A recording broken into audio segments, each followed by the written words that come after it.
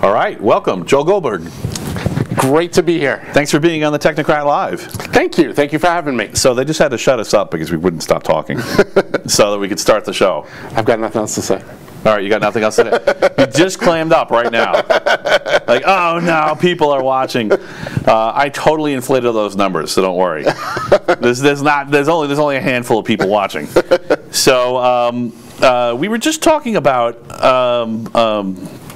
So, all right, I'm going to start with a conspiracy theory. Okay. So we were just, because I think it's kind of interesting. So I have an account on Gab, and I have an account on Twitter, and I've had an account on Twitter since 2009, and I just left it like completely alone for years and years and years. And then about a year after I started my Twitter account, Gab started, and I actually started putting content out there. And I swear Twitter was shadow banning me because I would say the same things on both platforms. By the way, just for the record, there are absolutely Nazis on Gab, and Gab is absolutely not filled with Nazis. There's a handful of really vocal people for every fringe. Yes. And those guys, and they don't stop them because that's their whole shtick, is it's a free speech platform. And there's people advocating for, I don't know, I don't want to like make a list because I'll probably get on a list. Like if there's no list, I'm not already on. So so when that shooting happened in Philly, there was just, people were just really mad at Gab, and people were attacking it, and it was down, and like people were banning it, and the press was maligning it. And so I just put a thing up on Twitter. I compared my followers, which were huge on Gab, to my followers on Twitter, put it in an image, and then I put it up on Twitter. And then when that happened for the first time, for a couple of years, I actually started accumulating followers on Twitter again. Oh, wow. And I swear I was shadow banned. You know, like everyone's like, oh, shadow banning, and I'm like, yeah, I think it's real, and I think it was on me, and I think when when they said, and probably because somebody looked at this photo and went, oh, what's going on here? This guy's got reasonable posts. He's not a crazy. Right. And maybe I had just had some bot had just picked me up because I used words that were. I mean, I talk about psychopaths a lot. Right. So who's gonna, if someone's going online and talking about psychopaths, they might be one, right? So I could kind of see how they would, Anyway, so I just thought that was kind of an interesting example of how an algorithm can totally just grab you and say, yeah, you're supposed to be in this category, and I can't even imagine what's going to happen with this show. This is like an experiment because I don't know where we're going. I think it's great. It's a great opportunity. I had told you before the show. It reminds me of Between Two Ferns for technology. That's awesome. That is like the best compliment. I love Zach, and that's great. Yeah, I've only watched a few of them, but they're pretty ridiculous. Yeah. So nothing is off the table here. We can talk about anything as long as it's legal enough that they won't send the police. But even then, that would be a pretty interesting show. So probably okay. It would be good. It would be good. It would be good streaming. I've been thrown out of better places. Nice. So what's going on in your life? What's happening? Life is so busy.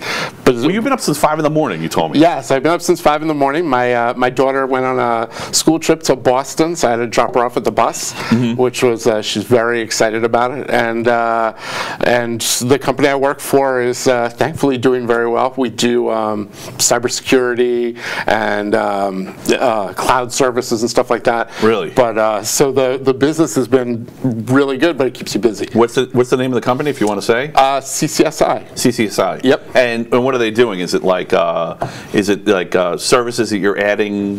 Is it value-added Well, you tell me. What's it? I assume it's some kind of service model. Yeah, right? yep. They provide services. They'll do like they have a network operations center. They have a security operations center, 24/7. They'll also come in and help you fix your network. They'll do assessments.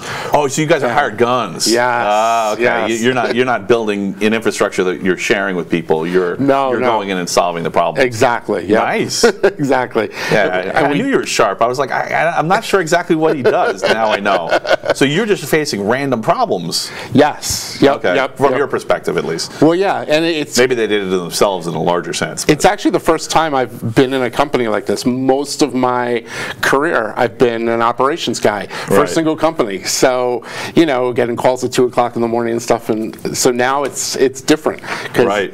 Now you told me I have no ownership of it. you made that change from an operations guy to being the engineer type, but I didn't realize it was also the consultant kind of Winston Wolfe crack ops kind of. Yep. You know what I mean by Winston Wolfe, right? Yep. From Pulp Fiction. Yeah. And it's kind of cool because it's I don't get the calls at 2 o'clock in the morning anymore. Right. So I don't miss that. You might get calls at 2 in the morning, right? No, we have guys that take care of that. So I'm actually the guy that paper rustlers. Yes, I design and hold on, sir. Yep. Okay. I design and I build the cloud solutions, and then when I'm done, I go, you manage it. That's good. And somebody else still own your stuff, though, right? Oh, absolutely. Yeah. And if they did call me at 2 o'clock in the morning, I would get up. But for the first couple of months, I'd wake up in the middle of the night and be like, is my phone still working? It's not ringing. Nice. It takes a while to kind of change the mode. Yeah. I mean, I've been working on it for 2 years. So I was working in IT as an admin and then an engineer. And just in case, just for the record, in case one of my previous employers says, "Oh well, we never technically entitled you to be engineer." First of all, I've been a manager of a group of IT guys before. So I'm telling you, as the guy, if I was manager of myself, I definitely would have named myself engineer because I had built our entire infrastructure out of like 300 plus scripts, and that was what they wanted. I didn't do that on my own accord. I did that, and they were all idempotent, and it was rock solid. It was very rare. Once a week, maybe somebody had to ask me a question about it. Right. Not even fix a bug, just ask me a question about it. Anyway, so I was an engineer, and I moved up from being just a tech through ups and downs and ins and outs, but it's rough. It is getting the call in the middle of the night, and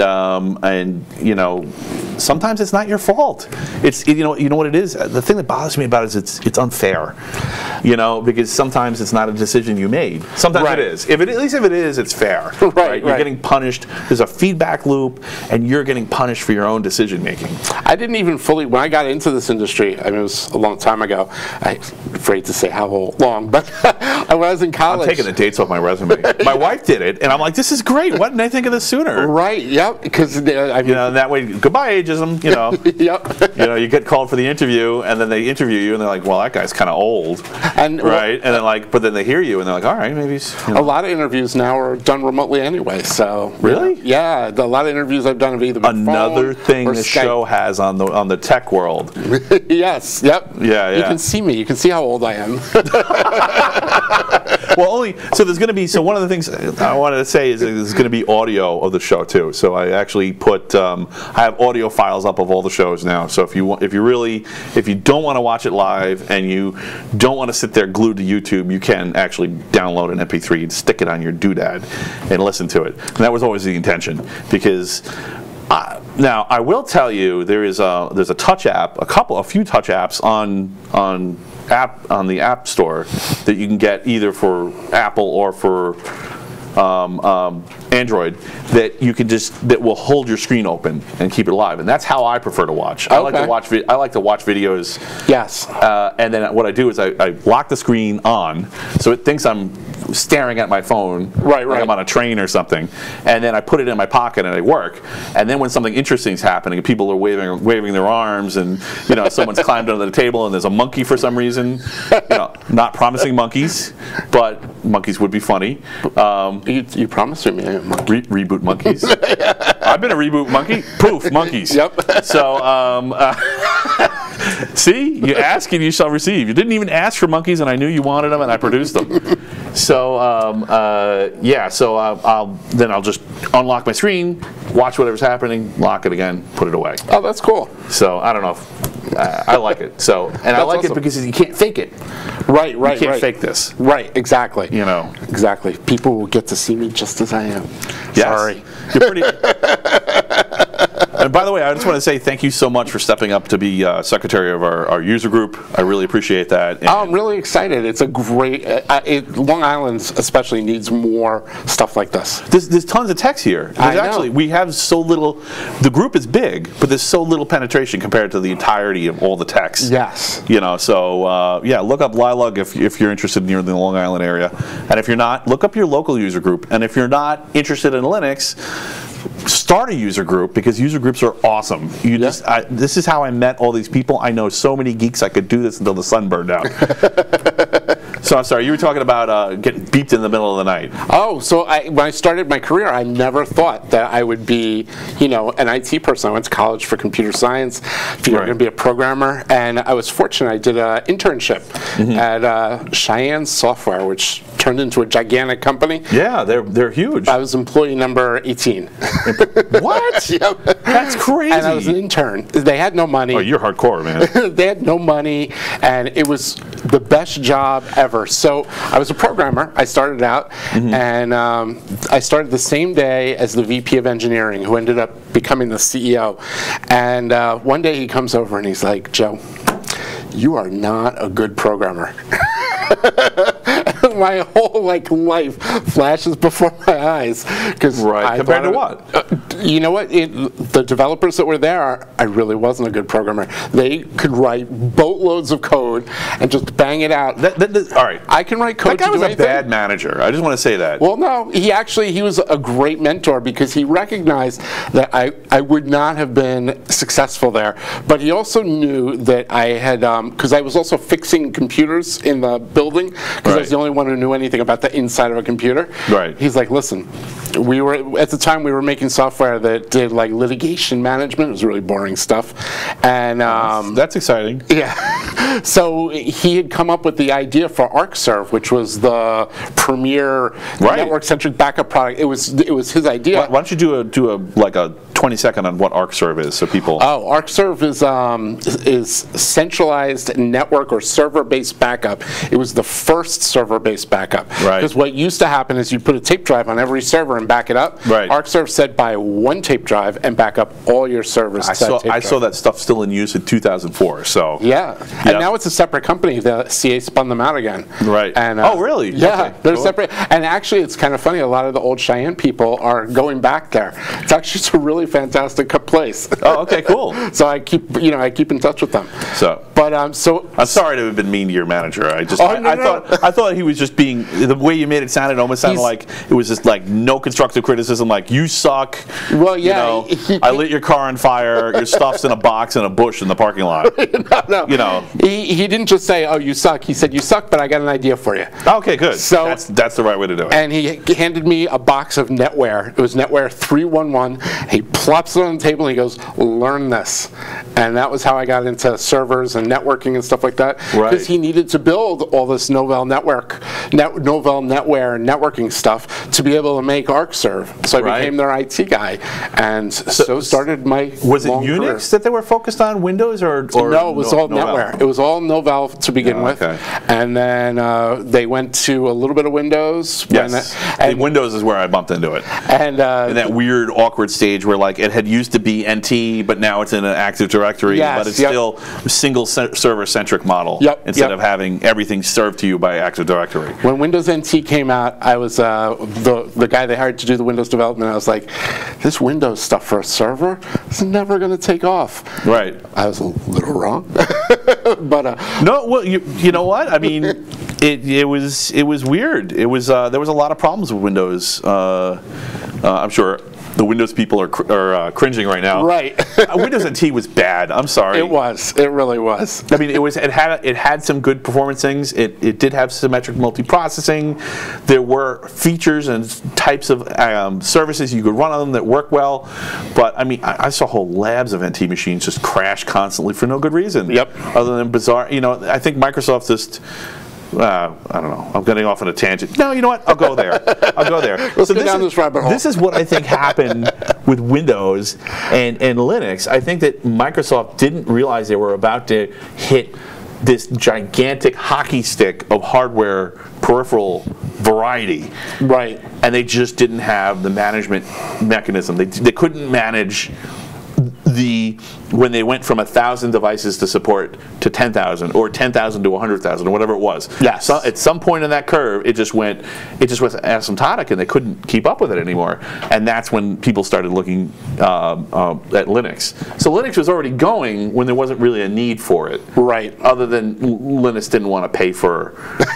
It didn't want to pay for Solaris, and then that happened, and then so the late '90s, all the Linux guys are like, "This is the way it is. This is dependable. It's reliable. When I set something up, it keeps working." And all the Windows guys are like, "You are silly people. We will not take you seriously." And now look, you can run Bash in Windows. Nice. Without installing anything. Right, without installing anything. Yeah. Bash is Bourne Shell, in case you and no, it's not a religious thing. It was the Bourne Shell, and then everyone's got clever. Although it's you could have just left that ambiguous. It's still funny. Yep. So anyway, I just wanted to bring people in the fold if they're not hardcore geeks, because I'm going for a mixed audience, right? Yeah, you could really go down the rabbit hole. Right, with the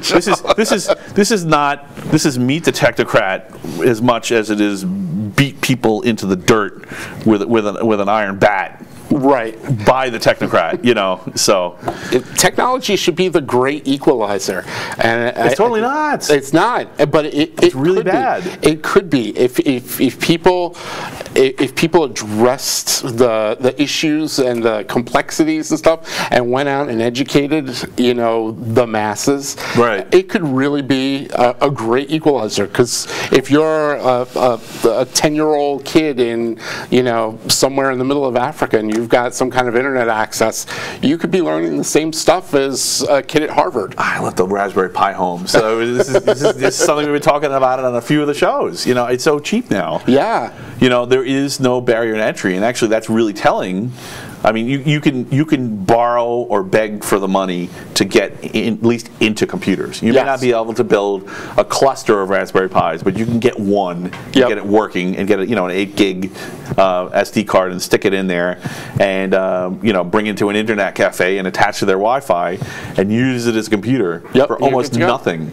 For almost a homeless person without all their screws in their head could go and do that. Right. And it's not just, but it sounds like it's kind of it almost sounds like a little condescending in this country, but in other countries where they're really poor, that's important. Yeah. But the thing that's really interesting is now that that's happened and everybody has access to that level of technology, maybe they don't have the time to play with it, but assuming they can find the time to play with it, why isn't this sudden flood of geeks? There's still a scarcity problem. Yes. Yeah. What is going on there? We know when I was in college, people used to say it was because becoming an engineer or technology person was hard. Right. But there's a lot of paths to getting into technology. Nowadays, there's a lot of developers and people in IT that didn't go to college. Right. You go get your A+ certification, or you learn to develop from like a Code Academy or something like that. So I have actually a whole sheet of this monstrosity that's growing into my brainstorm and other people's brainstorm. Like Lee added 10 things, Rich added a few things, Isaac added a few things, but there's a whole section here just for terminology, because we need new words to talk about this stuff. Yeah. So one of the things I had come up with, actually I came up with on my CivGene site, was the complexity horizon, where there's this idea that literally technology starts evolving faster than you can make language for it. Yes. And if that's happening, then you know the schools can't teach it, can't make a curriculum. Oh, you can't even describe the language. You know, the first thing they'll do when they go to sit down and make a curriculum is try to, you know, give everything a word so that you can talk about it. Right. And they can't even keep up. They can't even make words fast enough. And employers don't make it any better. I mean, when I was in college, it was kind of like, I always viewed it, you know, why am I taking calculus and physics and all this stuff? But it taught you to take a really big problem, break it into little pieces, solve each piece, and then assemble an answer, which is really troubleshooting. And take responsibility for a little small piece and make sure to send the rest off to a committee so that when it doesn't get done, you can say, oh, it's their fault. Right. They're the blocker. Oh, no, sorry. That's the old way of doing things. But nowadays, I mean, you look at some of these job recs, and they're like, we want 10 years of Oracle, 10 years of Docker. But wait, Docker's only 6 years old. You know? 10 years of... There was one that went around on Slashdot that wanted like 20 years experience in Linux and Java back when cumulatively together they were only like 9 years. Like, how is that even... Yeah. So I always tell people that are going into technology, I'm like, if you have like 10 or 15% of what they're looking for in the job rec, go apply. Right. You got nothing to lose. Right. What's the worst they're going to say? I applied to be the chief information officer of General Motors. They did not hire me, obviously. But Why not? That would be awesome. I might not be worried about my car being kidnapped from a guy in the middle of the cyber war and driven into a wall. Right. Or just parked somewhere. Like, nope, you're not going anywhere. But it costs you nothing to apply. And a lot of companies, you hire for fit, and you can train for tech. Well, you know what the real problem is? The reason that people don't do it is ego. Yeah. They have a fragile ego, and they're just afraid. You know, I'm not worthy. I mean, how do you know? I mean, it seems like you know yourself, right? And that's the key to having a healthy ego, right? You don't want to be a megalomaniac either. We've had bosses like that. That's not helpful. Right. Right. I know what I know, and I know what I don't know. And the more you know, the more you realize you don't know. You know? Right. And I think known unknowns. Yeah. No, seriously, that's the thing. Known unknowns, right? If you have these are the things that. These are the things that I may need to know at some point for my current goals, which, you know, a career move is a goal. And then these are the things I know, and these are the things I don't know. And these things and the things I don't know I don't even know what I don't know. Right. You have to have known unknowns because because otherwise you'll waste your time on the things that you can't even define what they are. Right. And that's why you can't have a perfect match resume-wise. Right. And you shouldn't even Not that I know anything about work, but you know. Bitcoin, baby! Anyway. Yeah, people should just, you know, go on the fact that you have the ability to learn. Right. You know, you can figure it out. I truly believe that there's nothing, if I'm given the time, that I can't figure out. You know. Right. So just give me the chance. That feeling is like a drug. It is. I had it, man. I've had it a couple of times, especially like my last gig. I was there. I was like, yes. If because when you finally get the space to explore your own abilities, you know, I think that's part of it. Is like, you know, when someone's busy pounding someone into the ground, you know, they're just worried about surviving and where's the next paycheck. But once you get to that, you know, it's like there's psychology behind this, like Goldberg, like Maslow's hierarchy of needs. You know, not Goldberg, Maslow's hierarchy of needs, where if you don't take care of where's your roof coming from, where's your food coming from, where's your, how am I going to survive week to week? If you don't get past that point where, one bill can ruin you, you don't think about the code.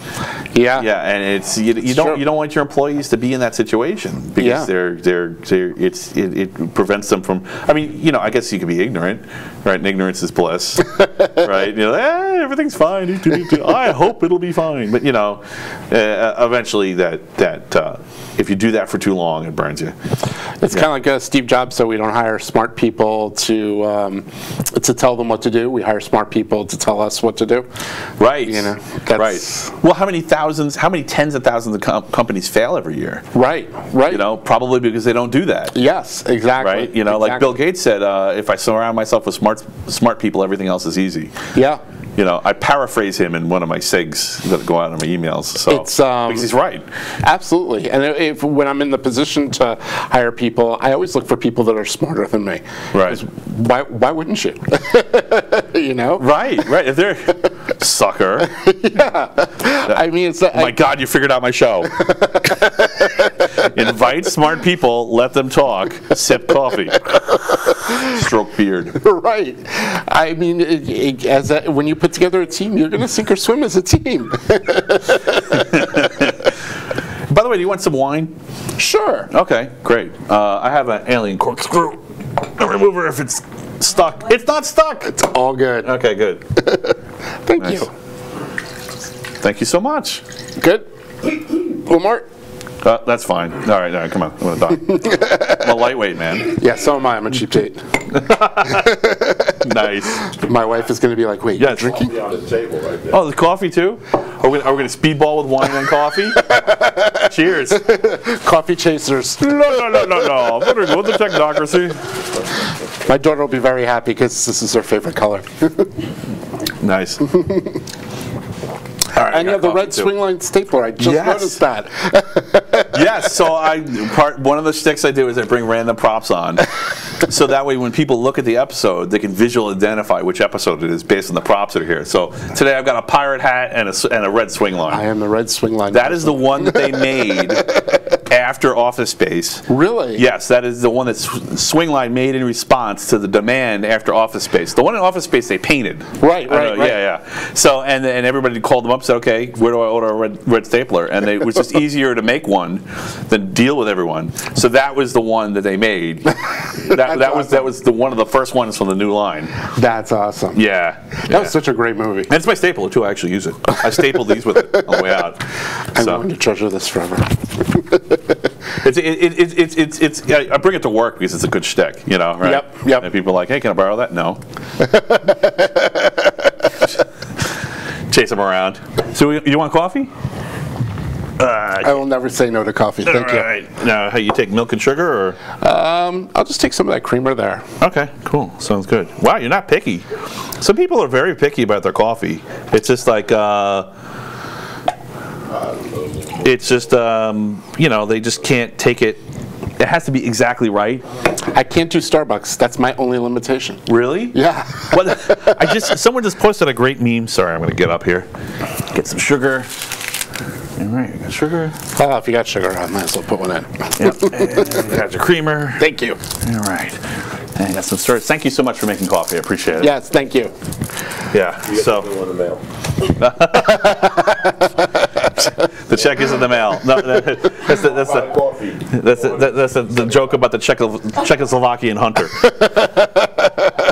One pot of coffee, $767. See, they're starting to get it, right? Yep. Not expensive but priceless. Right? You have someone else do the work, and you just sit there and stroke your beard and look thoughtful.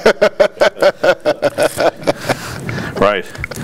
Yeah. So actually, I'm not going to say anything yet because I want it to be solid. But actually, I heard that a rumor that one of my guests actually wants to start their own show, and to that I say, bully. That's awesome. So yeah, more people talking about tech, the better. Yeah, the more people talking about tech, the more people talking about open source. Yep. The more people talking about pretty much anything that's interesting to me, right? Because I'm selfish and I just want interesting things to happen. So. And people on Long Island talking about tech is right thing too. Right. I'm really bummed about the Amazon thing. Oh, me too. Yeah. I told my wife, I'm like, yep, that pretty much I can apply to any of those jobs. Yep. And then it went, and I'm like, no. But you know, it doesn't matter.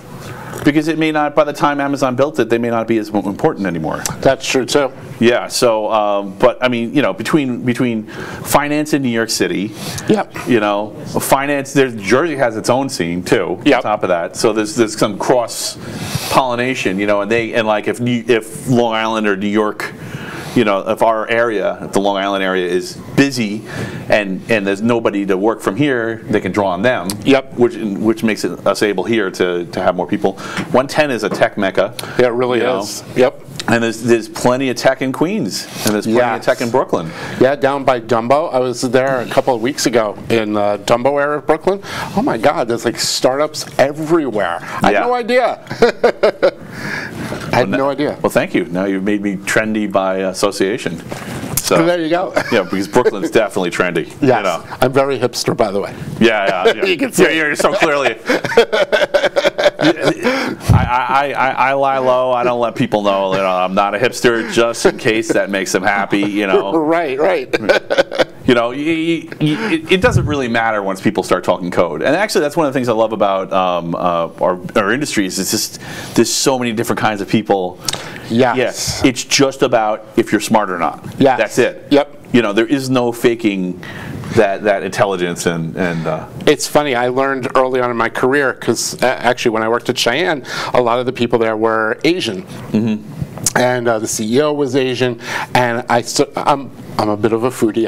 I love all kinds of food. Yes. So go on. So like I started getting a fan of food. I started getting invited to like these Chinese weddings, and I'd be like, "What is that?" "Oh, I don't care. I'm just gonna eat it." And then we hired a bunch of Indian people. I was like, "Ooh, I'll try that out." And one of my friends was Persian. I was like, "I'll try that out." So it's kind of like program, eat, program, eat. Awesome. It was awesome. Yeah. My favorite is when they had whenever I worked at a bunch of labs, and of course they have these socials and banquets and wine tastings and stuff like that. So everybody from the whole, it's half scientists and half the people who work at the lab doing whatever, including computer science. Yep. Sneaking in and grabbing whatever. And my favorite was to just go out, grab a plate. You sit down. Now everybody's out of the office. It's quiet, so I can be productive. And I've got a plate of food. So munch, type, munch. I mean, it's hell on the keyboards, but it works really well for the brain. Yes, absolutely. Yeah. That's why the keyboards are disposable. But yeah, I love especially in technology. There's something about technology and food and drink and stuff like that. And when you break bread with somebody, it's like it makes it so much better. Right. And these people become like they're your friends. So it's not just like I gotta go to work. It's like I'm gonna go to work and Right. Well, if you get in each other's heads, it saves some time and some energy when you're trying to convey those ideas that don't even have words yet. Right. And maybe which you just came up with. It also builds a little bit of trust. Like, this guy's not trying to stab me in the back. He's not going to throw me under a bus. And then you can take a risk. Because I think a lot of people in the workplace they're afraid to take a risk because if I'm wrong, am I going to get fired? A perfect example, right? Something that's completely beyond anyone's control. 0-day exploits. Yes. Right. If your team is not tight, you're screwed. Yes. There's a thing called an advanced persistent threat, and this is something that expands beyond the IT field, but it happens. It's a concept that's critical to understanding IT security. So it's basically someone who's just sitting on your organization looking for a way in. Instead of somebody who's just walking along. It's kind of weird because the analogies kind of break down because it's in the cyber world.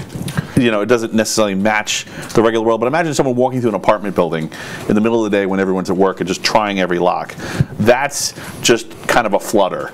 That's someone who's just trying everything. An advanced persistent threat would be somebody who is following you around, trying to read your RFID tags, trying to wait till you leave your key someplace conspicuous so they can grab it and do a clay of it, trying to grabbing things you throw in the garbage so you can get your fingerprints. That's an example of an advanced persistent threat. And if there's a 0-day, which is a way, if there's a root exploitable 0-day where someone can just walk into your machine and take it over, and you don't have a tight team where everyone's in each other's heads and you have not only a good procedure, but you have a tight community. Yes. You're dead. Yep. You've got an hour, Yep. Because you also have the legs, so they have the announcement, and the odds are the advanced persistent threat already knows about the announcement. Now, it may take some time to actually do the thing. Yep. They may have to have their computer grind on your computer for a little while, but the clock's ticking, So you have, and then you have the time that it takes the vendor to do whatever they have to do to fix the exploit, and then you have to download it, then you have to test it, and then you have to roll it out. I mean, you got to decide quickly what the plan is, and it's not always the same plan. Right, exactly. Because it can totally disrupt things. So, and as I work with this guy Matt Pascucci, who's a cybersecurity, I call him the cybersecurity weenie. we're a little bit competitive because I'm a cloud guy, so I'll tell him, I'll be like, move to the cloud. You don't need to worry about the cybersecurity stuff. Nice.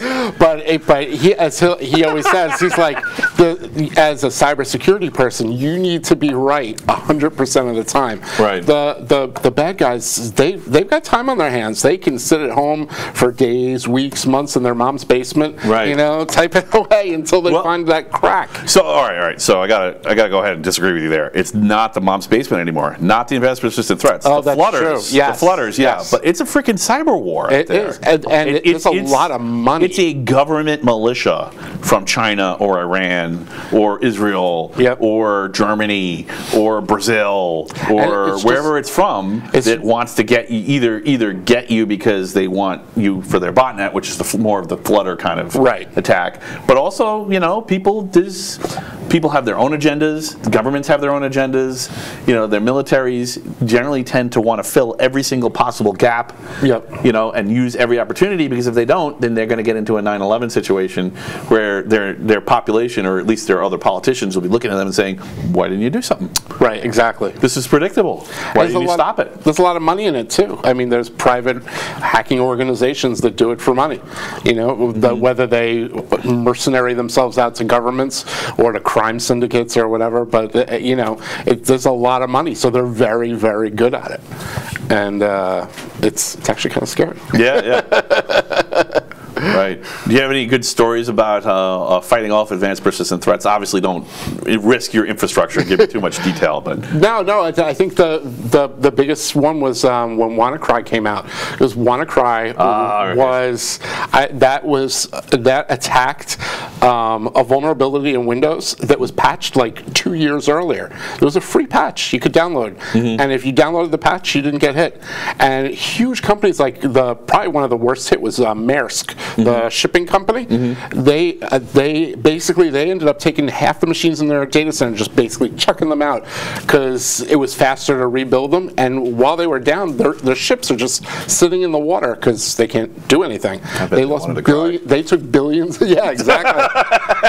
I bet they wanted to cry. I whispered it. And then after that was what NotPetya, I think, came after WannaCry, or it was the other way around. But the second one exploited the exact same vulnerability. And people are still vulnerable. And they were still vulnerable, and that's the one that got FedEx and a couple of other people. Here's the thing: like, if you have a tight team and you have a plan, none of it's going to hit you. If you don't, you're probably not going to make a plan. Right. The same dysfunction that got you there in the first place. I mean, in fairness to like FedEx, it's enormous. Yes. Right? I mean, they have a lot of stuff to do, and every little mistake is $1 billion mistake. Right. And everybody's targeting them. Right. So. And everybody's targeting them because not only can you humiliate them and affect the stock price, but you can also steal some really good stuff. Right. Just by getting in there and changing a few addresses. And you don't even have to hit them directly. Like the Target breach actually didn't hit Target's computers. It hit one of their subcontractors' computers that did the credit card processing. You didn't think I was going to talk about cybersecurity, did you?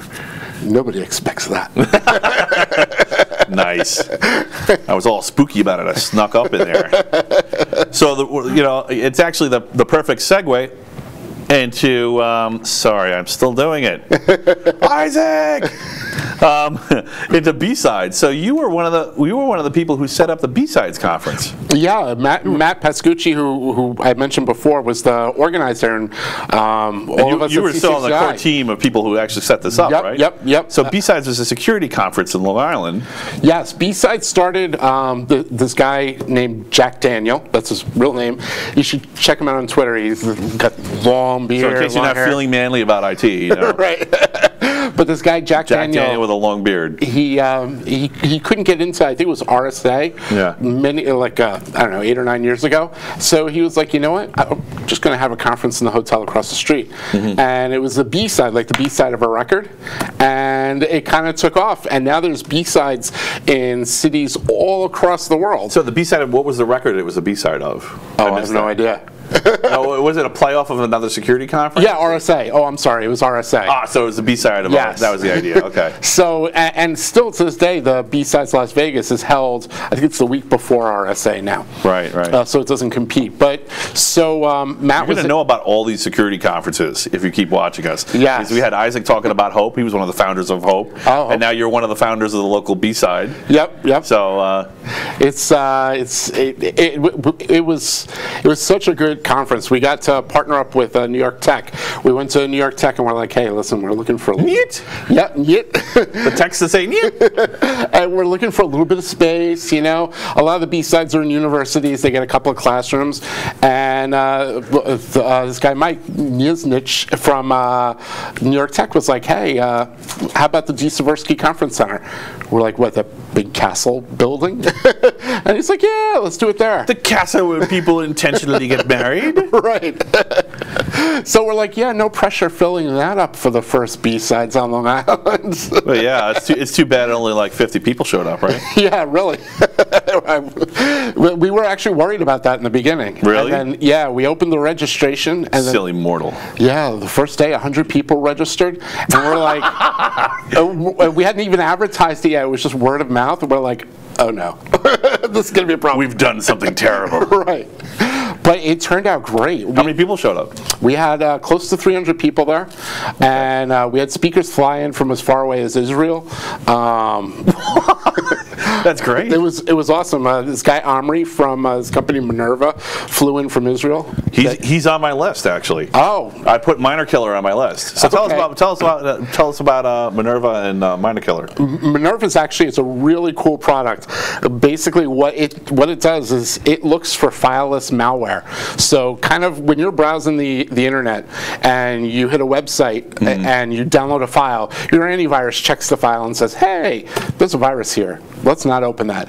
But if you pull down like a JavaScript and you're not actually pulling it onto your machine, it's just running in memory. You're not running it to disk. Right. It's not writing to disk. Your antivirus never sees it, and you're hosed. Do we need to have memory-based signature checking for antivirus now? Well, what do they Minerva need to update the antivirus clients? Are there any that do it? No, none of them do it. Business opportunity. Signature-based is done.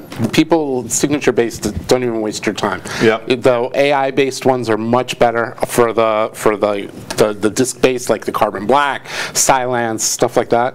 But what Minerva does is it looks for the ones that run in memory, and it also is not signature-based. So it says, hey, this guy is saying, am I running in a sandbox, meaning am I being tested to see if I'm bad code? And a lot of them are really smart. They'll say, no, you know what, I'm running in a sandbox, I'm going to shut down for now, and then I'll wait for later. Right. So that they don't get caught. Well, Minerva says, yeah, you are running in a sandbox, and it shuts down, then Minerva reports it, right. And then you have time to go clean it up because it's not actually doing anything. Right. So this is like totally changing so I was asking Lee about this. So he has said he hasn't seen this too much in the wild yet, but I'm sure that that's going to change because it seems like what Minerva was saying is that not only is it changing, it's changing with the speed at which it's changing is accelerating. Yes. Which means that any day now we're going to wake up and this is going to be the only kind of virus we're going to be the dealing with anymore. cryptocurrency miners are all using that. And those guys, they do you a really big favor because they want to be the only malware running on your machine. They clean up all the other viruses and malware on your machine. Right, because they don't want to waste any CPU cycles on some other dirtbags. So they can be exclusive, and then they only run when you're not using the computer, so you never notice that they're slow. And then they run so hard that they'll burn your machine out because they'll run your CPU up to 110% on the reactor. I'm really glad I got to ask you about. So one of the things we didn't cover last time with this, but I'm really glad to ask you is it seems like no antivirus maker is covering this. None of them are doing memory scanning like Miner Killer or whatever is doing. No, Minerva's the only one that does that. I wouldn't even have known this if I didn't go to the B-side. So thanks for setting up B-sides, man. It's a great product, and I'll be honest, they're a great bunch of people too. They're they're funny. Yes, and they look nice. I'm in the back of the audience. I don't know. So, Well, they were nice to show up to your conference, right? Yeah, and they sponsored it as well. So They sponsored it. Yeah, right? they were one of the sponsors. Oh, by the way, totally into sponsors. If people are interested, contact me. My stuff's up on the webpage. So Definitely do it. I have actually an idea. I'm not going to name names just because I want to test it a little further. But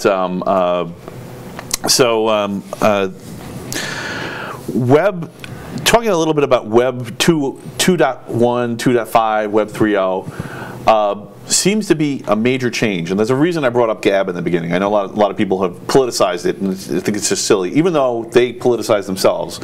But the point is that there's not a ton of competitors in that kind of Twitter Gab space where people are just shooting messages off to each other. Right. So Gab, the company, wrote a completely different product, and it's very interesting because it kind of ties back to Microsoft Smart Tags and ties forward to what I'm about to talk about. So. I don't know. Is this too heady? It's kind of hard to describe. So let me tell you about. I have a theory. So I actually did a thing for Lilug, and I did a thing for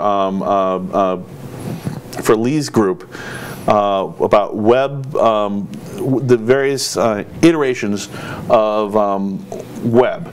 And so Web 1.0 was one server, essentially. That's basically like, oh, look, I have a Linux box running a web server, and you pound on it until it falls over. Right. And Web 1.5 was where you build some technology to kind of second-hand, after the fact, glue a lot of single standalone web servers together and make it look like a coherent unit when it really wasn't. Right. Some kind of distribution mechanism. Web 2.0 is ground up. Now stop me if you disagree with this. Nope, I'm with you. Okay, so Web 2.0 is kind of ground up, where your metadata sharing is built in from the start, and the software that's running on the individual machines it was designed from the start to interact with each other in a non-obtrusive way. Yes. So this would be all the cloud stuff, all the social media. Web 2.5 or Web 2.1 to 2.5, depending on how you want to call it, is where it gets interesting. So one of the things that people complain about social media is that it's a walled garden. So basically you're on Facebook or you're on Amazon, and there's a wall around you, and everything you do in there is available to you in there, but you leave and that data is inaccessible. Yes. Right? So you're starting to see Web 2.5 apps where people are peeking over the wall. So the Gab app is interesting. It's called Dissenter. And basically, and this is kind of important because even if you hate that whole space or even hate the idea of Web 2.5, I don't know why you would, but I guess if you're Facebook, you hate it. Well, right. Yeah. So, but you're peeking over the wall, and you can actually put pages up. You can put posts up on any page, and anyone who has that client can use that to communicate with other people who are also looking at the page, completely separate from whoever's controlling that website. Right. So like for right now, there could be a dissenter page on Area 22 talking about our live talk, mocking us. Never. Like, you silly people! Right? And we would never know. Right. And so what the thing this is, on the one hand, this has big implications for censorship, right? There's a lot of people out there who are saying, oh, we should censor. I can't sideline too much more because my head will explode. But no, censorship bad.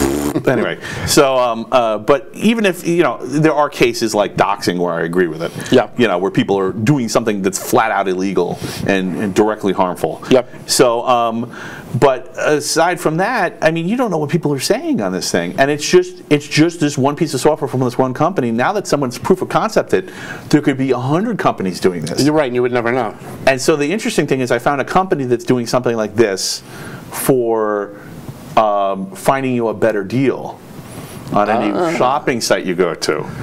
So literally all you have to do is, and I worked for a shopping search engine for a while. I worked for a .com, the DoubleClick guys had started up a company called Shopwiki. Okay. And I worked for them, and they were trying to compete with Amazon and Google products, and not really Amazon, because Amazon was also a seller. Right. But Alibaba was a better example. Okay. But it was just they weren't that successful because it was a moving target. but also because you had to go to a separate site. It was a Web 2.0 technology what they were building. Right. And I think that Web 2.5 technology, I mean, even if you think, even if someone's politics, or not even politics, just, snide comments or even clever additions to a web page aren't interesting to you, who doesn't like to save money? Right, exactly. So it was actually an ad on YouTube that I saw this too. I'm like, that's a really good ad. Once in a while, there's an ad for a product that I actually care about. So I'm like, I kind of care about that product, not only because it's going to drive I think that stuff like that's going to drive the revolution. Yeah. I think people are starting to peek over the wall, and the walled gardens are going to crumble. And yes, and I'm really excited about that because it's about time. I think that's fantastic. I don't know. They do need to do something about the nastiness that's out there. Right. I think a lot of the anonymity makes people like people will say things online because they think they're anonymous, and they'll just say I'm going to be a complete asshole because nobody knows who I am. But I don't know. You would never say it in real life. We know who you are. Right. Really? Really? Did you even understand half the stuff we were just talking about? We know who you are. Thank you. This has been a public service announcement from the Technocrat Live. But I think that would bring a lot of civility back to the internet. Because, I mean, if your employer goes and searches your name and sees that, you're right. a racist. I'm thinking my server hack doing that stick. Oh my God, I have to fix it again. Oh, he's being uppity again. Let's get him. Yep. So Isaac did a great thing on anonymity. So okay, we'll come back to the ethics. I'm not sidelining it. Don't worry. I'm just I'm forking. Yes, not segueing. I'm forking. I'm forking off to talk about. So oh no, I've done it. I popped the stack. I've won too many sidelines. I forgot what I was talking about. Okay, so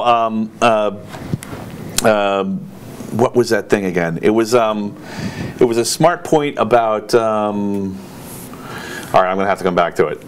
So, well, you know what? Let's talk about the ethics, and it'll come back to me. Well, so. I should caveat the anonymity thing. Okay, that's it. I wanted to caveat it by saying that it will help stop the trolls, but there are times where you need anonymity, like if you're a freedom fighter in some repressive regime or something like that. I see what you're saying. So here's the problem.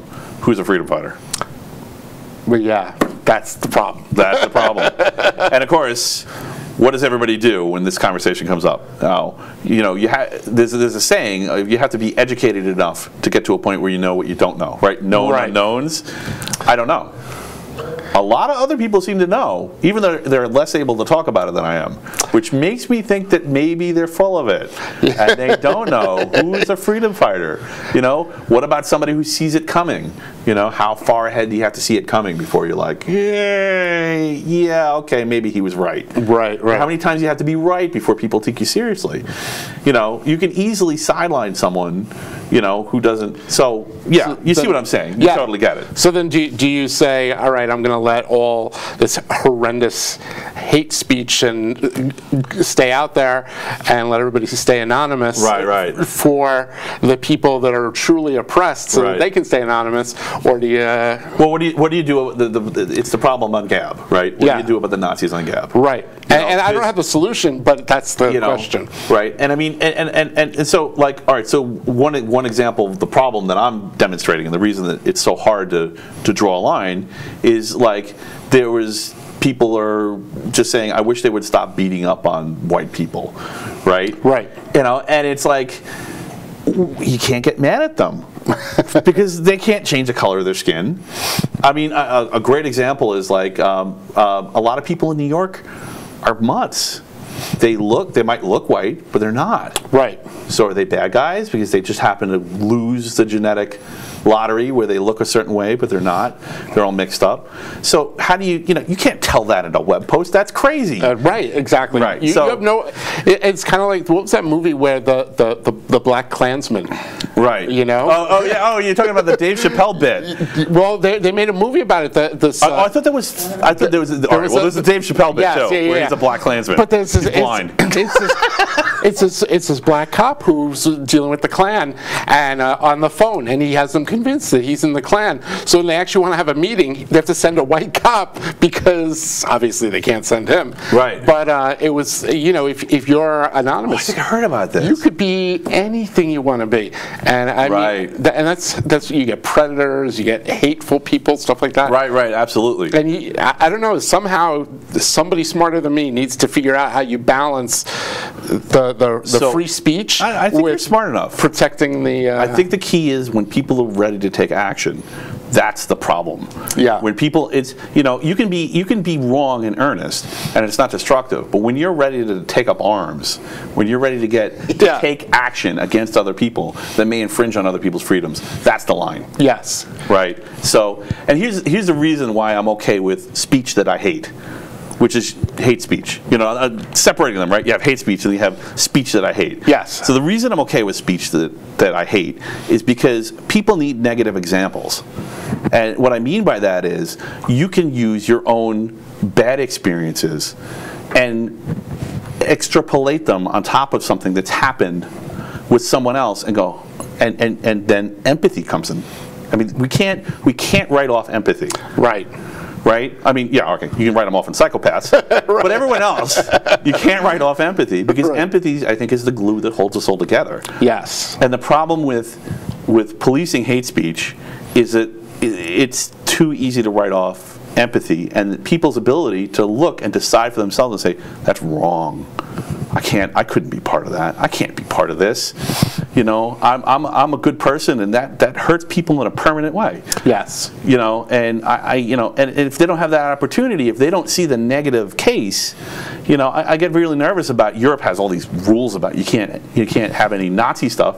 Right. You know, right. You know, and I mean, sure, you don't want people driving around with Nazi swastikas, you know, painted on the roof of their car, but you know, at the same time, it's part of their history. And when people see that and they go, and they see maybe the success of it, and they go, oh my God. Yeah. It's really easy for this to happen. Yeah. It's easy for a witch hunt to turn into a mania and for people to get the wrong idea and just run charging in a battle without thinking. Right. And if you don't see it, if you can't see it, if it's blocked from view, I mean, I have a couple of books on propaganda at home, and they cite examples. There's pictures of posters, and there's descriptions of rallies and stuff, and they're typically written by like Jewish organizations, right? Trying to get people to say, hey, look at this. Right. This Don't do this. Right. If it looks like this, it's a problem. Yes. But if you can't see it, you can't do that. Right. Yeah. That's very true. That's very. And it's a tough problem. I'm not saying that we can't. Yeah. There's we got to be. We can't judge. I'm just saying that we got to be careful when we do. There's got to be some kind of balance. I think it's action, man. I think that's the key. You know, unfortunately, in the case of that Philadelphia thing, the guy just said it and he ran off. Right. You know, he said it and he did it. There was no time to act in between. You know, I mean, probably the right public outcry was, hey, why didn't the FBI know about this guy? And as soon as he said, that's it, I've had it with your optics, that's what he said. Right. You know, as soon as he said that, they should have been at his house. Yep. Like the same reaction, that would be the equivalent reaction to how people reacted in 9/11. Yes. When everybody was so hard on the presidency and the Pentagon and all that and said, why did this happen? You guys knew Bin Laden was a bad guy. Why didn't you stop him? It's kind of like cybersecurity, though. You know, they have to be right every time, 100% of the time. Right. And you know, the bad guy, he's only got to be right once. Right. It's tough. Being good. I tell my kids all the time, to be good, you have to be strong. Yeah. Yeah, you have to. It's not enough to want to be good. You actually have to have the strength and the resilience to carry through. And you have to be good when nobody's watching. You have to be good when I love it. My favorite kind of video on the net is when someone does something kind for someone and they don't think anyone's watching, and like there's a dash cam or a cam in front of like a office or something. Yep. It's very rare that you know it's not staged, but once in a while you find one and you're like, ah. My daughter. I'm human. Okay. Yeah. Well, there's humans out there. We're not doomed. Okay. My daughter once, probably about 2 years ago, we were in Flushing, and I had bought from, I like street meat. I like, the meat from the vendors on the streets. God knows what it is, but it tastes really good. So I feel like we're a Demolition Man here. I got a bunch of skewers, and so I gave two to my daughter. And as we're walking by this homeless guy, and I'm assuming it was his girlfriend and their dog, and she felt, my daughter's very empathetic, and she's probably about 12 at the time. She gave him both the skewers, and he gave one of the skewers to his girlfriend and the other skewer to his dog. I was like, wow, okay. That's nice. He's actually allergic. No, I didn't mean to ruin it. I'm sorry.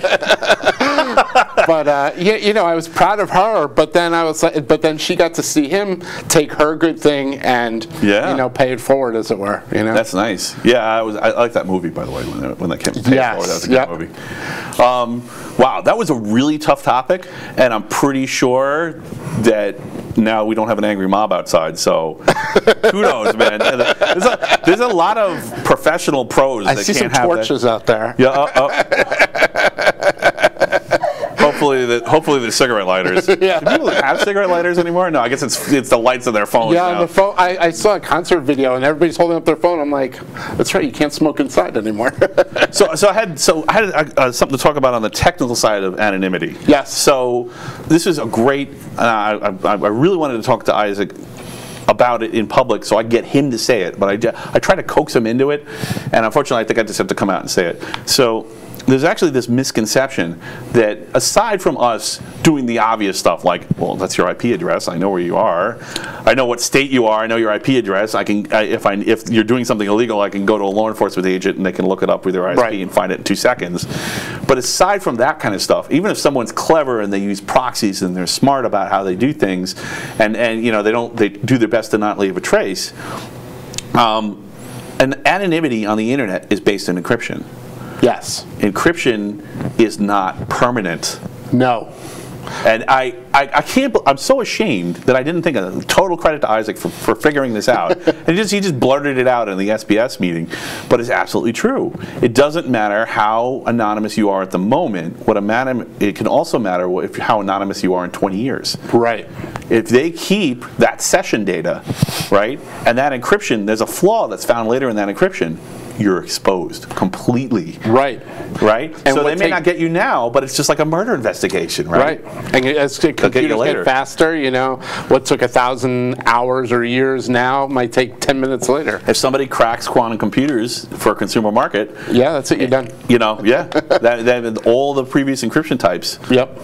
So are you a Star Wars fan? I am. So I like most sci-fi. So I saw a great fan theory on Star Wars that explains why they do. The most recent movie I have trouble with, but this doesn't actually contradict that either. Okay. Just maybe it's luck, but there's no encryption in the Star Wars universe. That's why they pass messages with droids. You have to physically carry messages everywhere.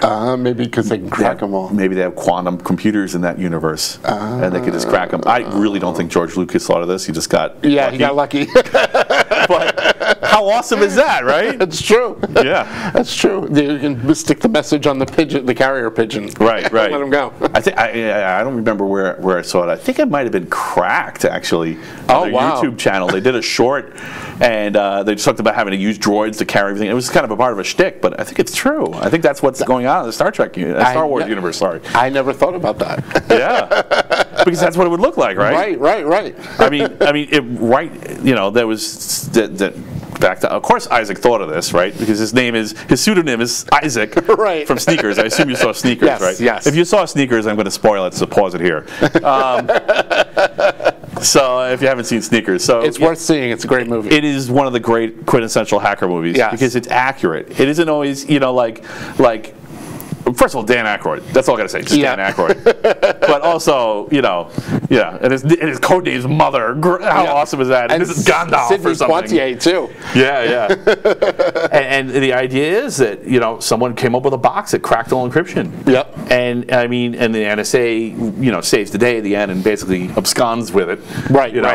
But it's. that is the end. No more secrets is the end of society as we know it. Civilization would quickly fall over dead. Oh my God! Yeah, could you imagine? No, I mean, like 20 years ago, it would have fallen over dead. Right. Because a lot of the encryption we just take advantage of now and take for granted was in heavy use in military and in back end for like power plants and stuff. In the older versions of the internet. Right. But now, forget it, man. And power plants and stuff like that. The whole SCADA network. It's an arms race encryption. Yeah. People don't realize that, a part of that cyber war. Yeah, but that's the whole infrastructure network of power plants and stuff like that. I mean, that's our Achilles heel in this country. That and IoT. Right. Those two things. What do you think about the Internet of Things? What do you have a rant about it? Come on, I know you muster a good rant about this. My big rant about it is that none of the devices are built with security in mind, and almost none of them are upgradable. So if there's a security flaw in one of them, you're going to, and somebody can now use it as part of a botnet, you have to throw it away. Like, there's no way to field upgrade it. Right. It's done, and you probably wouldn't even know that your camera is contributing to the destruction of society. Right. So I agree with you, and actually this is a huge pet peeve of mine, the Internet of Things. So whose fault do you think it is? I think the manufacturers, obviously, they want to save time and money. Okay. Just lost some future potential jobs, but or maybe got some. Right. I really wish GM had. You said it was GM, right? Yeah. I really wish GM had hired you. That'd be cool. Not to pick on GM because they're all doing it at this point, but my God, guys, really? Wouldn't that be cool? Yeah, that would be. You'd fix it. I would try. You would you would fix it because you would lay it out in terms of liability, and they would go. And they would fix it. I got to think at some point somebody's doing a calculation and saying it's cheaper to pay the lawsuits or cheaper to pay the liability than to build it all in. I completely agree with you. Yes, you're dead bang on, and that's exactly what's happening. I can't assume that they're only have to be wrong once. Right. Yes. Right. Exactly. Right. Like so. Here's the problem. So what we're alluding to, and what we haven't said, is that in your car you have a network. There's a computer network in your car where all the pieces of your car talk to each other, including the pieces that are absolutely critical to making the car go. And they call it a CAN, or a car area network, which is kind of a nickname from a manufacturing network.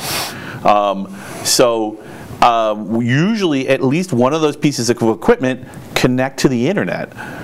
Yeah. So it may be in a clear-cut way, it may be hidden from you. But like, for example, with GM, when they shut off their internet, I have a GM, which, by the way, is now network isolated. But if you say, "Oh, disconnect me from OnStar," you're still connected. Yes. Yep. You're still connected to OnStar, and if OnStar gets hacked, or somebody does a man in the middle, or figures out how to directly exploit the encryption, which is aging every day, sitting in your car, if you're not doing regular software updates, just like you would with your computer, the encryption could be expiring. Yeah. Could you see? I don't know if you saw. Encryption expires. I guess that's the message, right? Yes. Yeah, that's the problem with Internet of Things. That's the problem with anonymity. Yep. People don't realize encryption expires. In cars, especially, I don't know if you saw Toyota open source their car hacking tools. Really? That they use to test test the security in cars. That's amazing. It's on GitHub. You get this stuff. Where do you get this news? Is there like a news source you go to? I don't want to. I must have seen it on Twitter. No, I have like no mysterious things. Kudos. That is really important because security Twitter. We're always a day away from a catastrophic terrorist attack. That stuff scares me, but like pacemakers and stuff like that. Okay. God forbid I ever need one of those devices. I'm gonna be like, yeah, that better not be connected to the internet or no Bluetooth, no. I had to work to find a boiler that didn't have Wi-Fi. Really? Yeah. My boiler went like a year or two ago, and I had to work to find one that didn't have a Wi-Fi connection. I mean, it would be neat to see what my boiler's doing and connect to it. Look at me, I'm connected to my boiler. And someone else drives by, hey, look at me, I'm connected to his boiler. I'm going to burn his house down. I burned his house down. Like, why does my refrigerator or my coffee machine need to be on the internet? At least you can't burn your house down. Well, a coffee machine, maybe, yeah. Right. But yeah, I mean, we put an IP address on a coffee machine once in the office, like 20 years ago. It's a joke. Right. It's a joke. Yeah. You're not supposed to do this. Right. It's a joke, people. Anyway, sorry. It's supposed to be a shtick. You're not supposed to have your. I mean, all right. No one wants to learn how to program the timer on their coffee. That's what's really going on. Is people are sick of learning new interfaces. You don't want to learn how to use the timer and the clock and all the stuff on your coffee maker. How many people You just want to go boop and have it show up in Mr. Coffee Maker and go boop, and then you use the same kind of software interface you're used to on your computer. Right. I think that also separates people. That divides us into technologically savvy and not. Because I mean, if my mom got a coffee machine that was internet capable, she couldn't get it on the Wi-Fi. Well, maybe there's like 3 tiers, right? I guess it's right. So you have on the one hand, you have the people who are like, nah, I'm just going to get the old school one, right, with LEDs and like a little tiny embedded chip, and it just has a quartz clock in it, and that's it. And then you get the tech savvy, but not that tech savvy crowd, right? And they're like, yes, I'm going to get an internet connected coffee machine, and I'm going to control it from my smartphone, and I have a hot pot of coffee when I get home. When I get home, hop off the train and walk into my house, and it's going to smell like coffee or hot cocoa or whatever I left stuck in there. And you got people like us who put a pot on the stove. And you get people like us who like, we see the code in their head and we're like, no. Nope. No. I'm going to sheep herding. I'm done with this. Yep. How far can I get away from civilization? Right. What's the craziest? Have you ever thought about relocating from New York? Have you ever considered it? We were thinking about moving to North Carolina. Oh, cool. And I love it down there. My parents actually retired to North Carolina, but we love it down there. It's beautiful. Nice. What was your criteria for where you want to live? Well, we want a cheaper cost of living, but we still wanted to live in a metropolitan area. We like city type stuff. Right. We like that kind of more metropolitan feel. We were looking around the Charlotte area. Okay. And I know in Raleigh, North Carolina, that's where Red Hat originated. Yes. Yeah. So there's a big tech space over there. Yep. And there is in Charlotte. I don't know how much of that was Red Hat, but it's definitely Red Hat, there now. Cisco, IBM. Okay. So now IBM and Red Hat are the same. And oh yeah. What do you think about that? I hope IBM doesn't destroy Red Hat, because Red Hat does some really awesome stuff. Right. I mean, I like their OS. Plus, I'm an Ansible user. If IBM screws that up, I will not be happy. Right. So hopefully they just leave them alone, let them do their thing. Well, that would have catastrophic effects on the cloud if they screw up Ansible. Yes, it really would. I have to think, I just saw what we use for I'm logging. a fan too. I really like it. So for logging, like all of our devices that send their logs, we use Elastic, which is a database search type engine. Why don't you explain what Elastic is in a little more detail? Elastic is it's like a database. It's very well designed to bring in log type data from routers and servers and computers and stuff like that. So it's like a piles of text flying at me aggregator. Yes. Okay, great. So that's a great way to. Yeah, it's a great way to put it. Right, because otherwise you just because in case you don't. So one of the reasons we know it's a cyber war out there is because we look at our logs and we see what you can look up the IP addresses that are attacking your machine. You can see where they're from. And sometimes they're from military-ish cities in different countries. And you're like, well, gee, I know what this is. This is a cyber militia. Right. So, but I mean, it's just piles and piles and piles of logs. Yes. I mean, in the old days, like 10 years ago, that's the old days now. You would go in to your work and you would spend hours looking at logs just to make sure nothing's gone wrong. And now with Elastic, you can create rules and do all sorts of stuff to sort through it. Well, Elastic added, it was open source. The database piece of it is open source. Right. But they're a company, so they went a different way than Red Hat. Red Hat said, we're going to keep everything open source. We're going to charge you for support, and we're going to charge you for, if you want the really supportable stuff, but you'll always be able to get the open source, which will be cutting edge features for free. Right. And that's what a lot of people do. That's people experiment with that. It's a great ecosystem. They make obviously a lot of money because they sold for like $3 billion. To who? Big Blue. Oh, no, Red Hat. Red Hat and IBM. Sorry, for some reason I was thinking Elastic. And well, Elastic just went public, but what Elastic did was they said, all right, our database is open source, our little web front end is open source, but all the tools around it are going to be closed source. So like adding security to it, doing monitoring of your cluster, alerting, all that stuff, we're going to charge you money for all of those pieces. Right, So you can only get the very so the infrastructure is open source. Right. So what happened was big users of Elastic were Amazon, Netflix, people like that. Well, Amazon, Netflix, and Expedia got together and said, you know what? We don't like this model. We don't like this model at all because we don't want to pay for it. So they said, we're going to take the Elastic database, we're going to take Kibana, which is the graphical front end, and then we're going to rewrite all of their tools that they're charging money for, right, and we're going to open source them. And they released it. That is phenomenal. That is so awesome. They released it about a week after Elastic went public. This has all happened in the past few weeks. Yes. Yeah. Holy cow. This has been a great month for open source. It really has been. So it was Toyota was open source their car hacking tools, and who was it that it's Amazon, Netflix, and Expedia.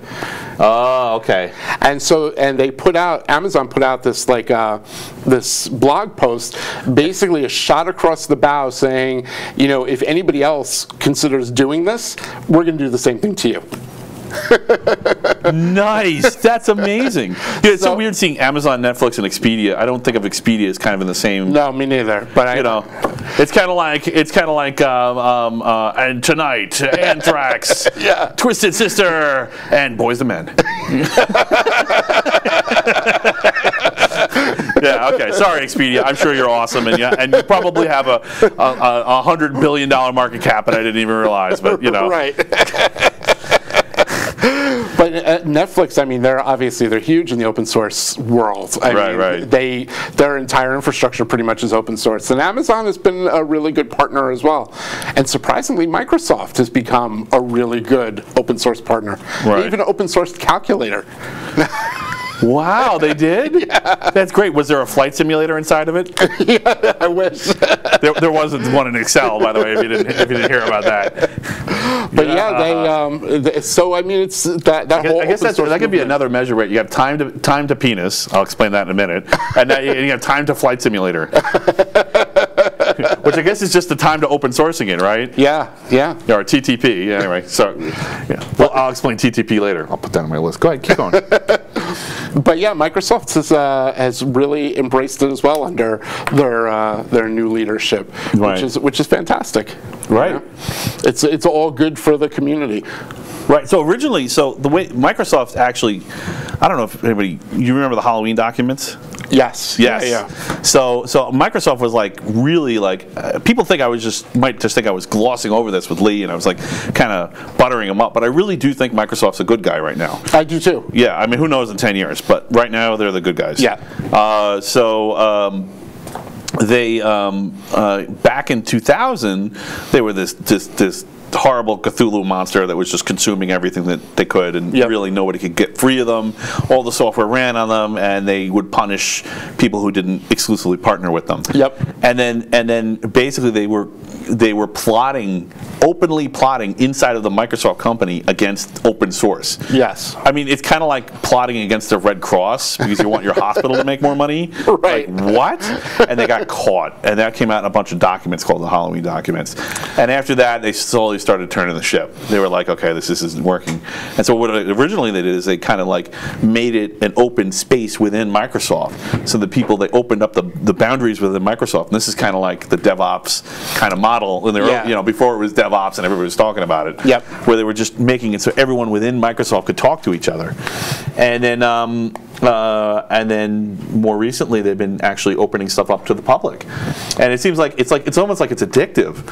Yeah. The more they do, the more they want to do. I think they've realized that their future is not in selling boxes of software. The Windows licenses and Office licenses are not it. I mean, it's kind of funny because people would buy Office. It was like $400 to buy Office. Right. I could never afford Office for my own personal use. I got it from somebody else. Right, right. And, you made your job buy it. Right, exactly. You want me to open that document? Office, please. Yeah. But now, I mean, with Office 365, I pay $9 a month. Everybody in my family, I get, 5 copies? So everybody in my family has it for $9 a month. And is it worth it? Absolutely. Really? Absolutely. Because I'm like I'm a huge open office user, so like, I mean, I haven't had a problem with it lately. What's the advantage of using 365 over open office? It's a full version of Office. So like, you know, my wife uses it professionally. I use it for. Do you get support with it? Have you ever used it? Oh yeah, yeah. It's like a full version of Office, and you always have the latest version. So like on my Mac, I run Office 2016.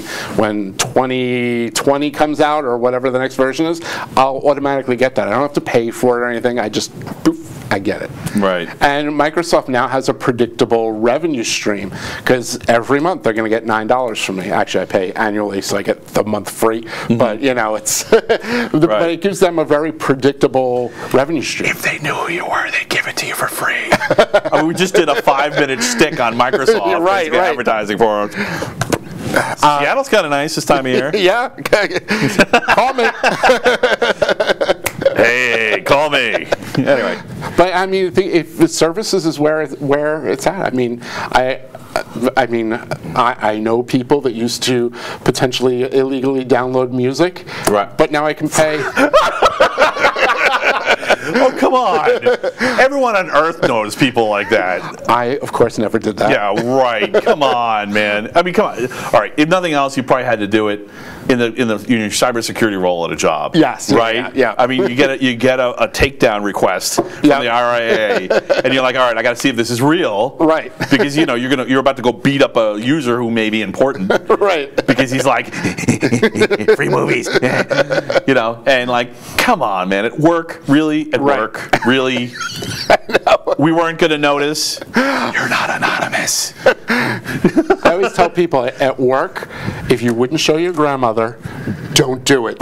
Right, yeah. If you wouldn't do it with your boss watching. Right, yeah, don't do it. And his boss, just in case you get along a little too well with your boss. Right. I guess that's a consequence if everybody's like starts getting too chummy, right? You know, all right, whatever, let it slide.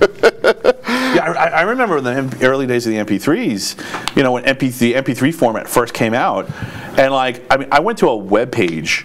This was in the 90s. I went to a web page and it had every single Nine Inch Nails song on. It was a handwritten HTML page, and he just dumped them all in a directory. That's awesome. And you could just download them, and you know, and the funny thing is, so like, you know, I can hear the 2002 version of Lars Ulrich just screaming at me. Right. You know, he's a drummer from Metallica, in case you don't know. So you know, they had this whole thing where they came out against it, but I bought the albums. Seriously, I wasn't that into Nine Inch Nails. I mean, I was, but you know, everybody's into Nine Inch Nails. But I was into the 5 songs that they played in the clubs. You know, yep. I wasn't, and maybe one album, right? But I went and I listened. I'm like, these guys are great. Yeah. And I went and I bought all the albums, and I think that's one of the things that they, you know, they didn't have to vilify the RIA and the MPAA did not have to vilify themselves as much as they did. No, and I mean they were pretty goofy with that. Finding just like, you know, they just couldn't handle the model changing. Right, but now I mean I pay $9 a month to Spotify. I listen to whatever I want. Yeah, Pandora's trying to con me into doing that too. But right now I'm just like, I'll accept the randomness because I spent a long time building those stations, so they're pretty good. Right. Yeah. No, I like, you know, it was the ads and the inability to skip. That's what made me pay. Really? Yeah. Okay. But my daughter still does Pandora for free, and she will not switch. I was like, I can share my Spotify for another $5. I still buy CDs. Do you buy CDs? I don't. I totally buy CDs. I haven't bought I do not trust any media service whatsoever. I have a tower. It's like something out of Lord of the Rings of CDs in my house. I have a lot of CDs. I have a lot of vinyl too. I loved. Do you have a working phonograph right now? I do. Nice. My wife. You are a hipster. You weren't lying. You were telling the truth. But I bought my albums when they were new. Right. I'm ashamed to say the first album I bought, I was I don't know, it was maybe 14 years old. Yeah. Was Sean Cassidy. Really? It's embarrassing.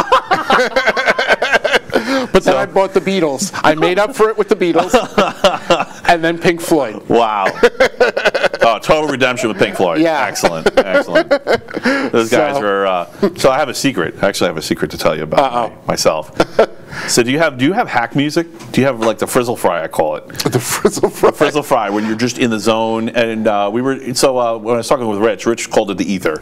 Sorry, he called it the flow, and I called it the ether. But like when you're just in the zone and you're programming, and like the world just vanishes and just fades away. Is there like a kind of music you like for that? Techno. Techno? Yeah. That's awesome. I can totally picture you with glow sticks right now. Yeah, I put on the headphones and I'm just like going at it. Yep, awesome. You're not going to believe what it is. My subconscious imposed this on me. I did not choose this.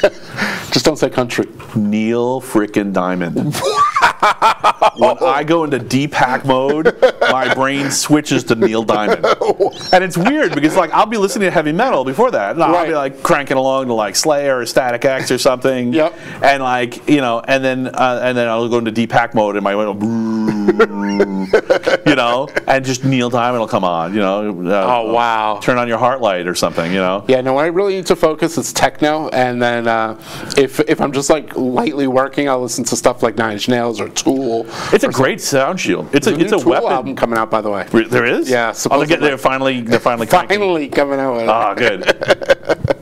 Yeah, one of the scientists at my last gig was a huge Tool fan, and every time he saw me, he was like, Tool! He was so happy there was another person there that liked Tool, because everyone was so serious about. I know half of them were. I'm actually a little wild side. I'm a little superstitious when I'm trying to fix something that's broken. Like if I'm trying to fix a router that's broken or something like that. Beastie Boys. Beastie Boys, awesome, man, nice. Is it like old school or the newer stuff?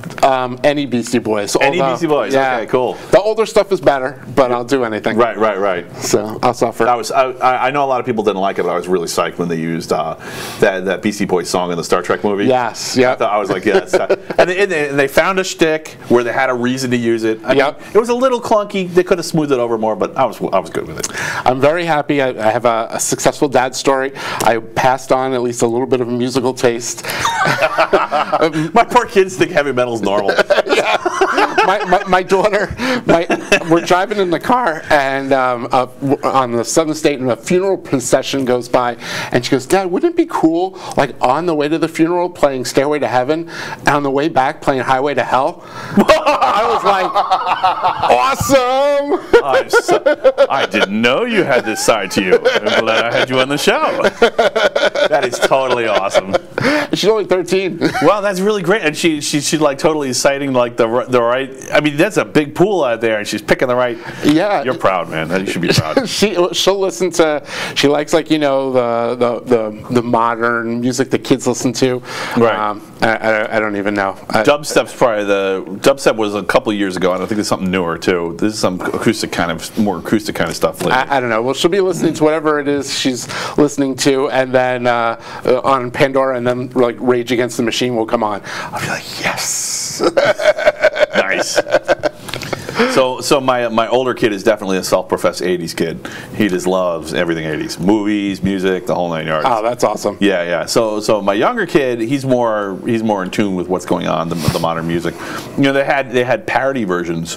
It's funny, they know the parody. We played the parody versions of a lot of the modern songs.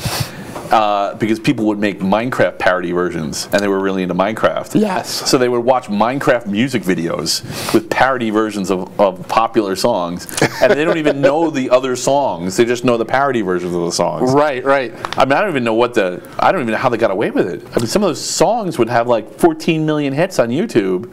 Yeah. And like they're total copyright violation. I mean, they're just rip-offs. Right. They just changed the lyrics. They even they just used a karaoke track and sung new lyrics over it. You know what kids miss out on now? When we were kids, we had Looney Tunes and stuff like that. They all had classical music playing in the back. Yes. So I mean, you were exposed to all that, and like they totally miss out on that whole thing. Oh, spectacular! I agree. My younger one used a Bugs Bunny reference to please my wife the other day. Oh, by the way, my wife has said she's not going to watch the show, so I can just say any old stuff I want about her. So it's on, yeah. I put on 2001 the other day, and I wasn't sure how it was going to go because, you know, it's a very slow movie. Yes. I kept expectations super low. Yep. And, I mean, like, as soon as the space scene started, you know, first the monkeys, they were acting like monkeys. Yep. You know, they're young enough that they can goof around and act like monkeys. And then the space scenes start, and they're slow-mowing, playing catch, floating through the living room. And then the younger one got bored, but the older one survived the whole thing. And in the end, he's just watching the thing with the, oh, I'm sorry, I'm spoiling 2001. Whatever, man. You know, come on. People have lived and died and that movie's been out. What are you doing, Dave? You know, not even, well, I wanted him to see that, right? Because just that alone is like critical AI information, yes. right? But at the end, with the giant baby, and he's like, giant baby, what? Giant baby, what? He just couldn't process what he was hearing. I'm like, that's Kubrick. Watch more Kubrick. Yes. Yep. I see a bright, you know, so that's 80s kid, you know. Was a Full Metal Jacket? Yeah, we haven't gone there yet. I really miss Gunny. I wish he was still around. Oh, yeah, me too. He was awesome. That was such a good movie. Yeah, he was actually the Victory spokesman. You know, I'm a Victory guy. I don't know if I ride Victory motorcycles. And yep, one of my friends does. Oh, okay, cool.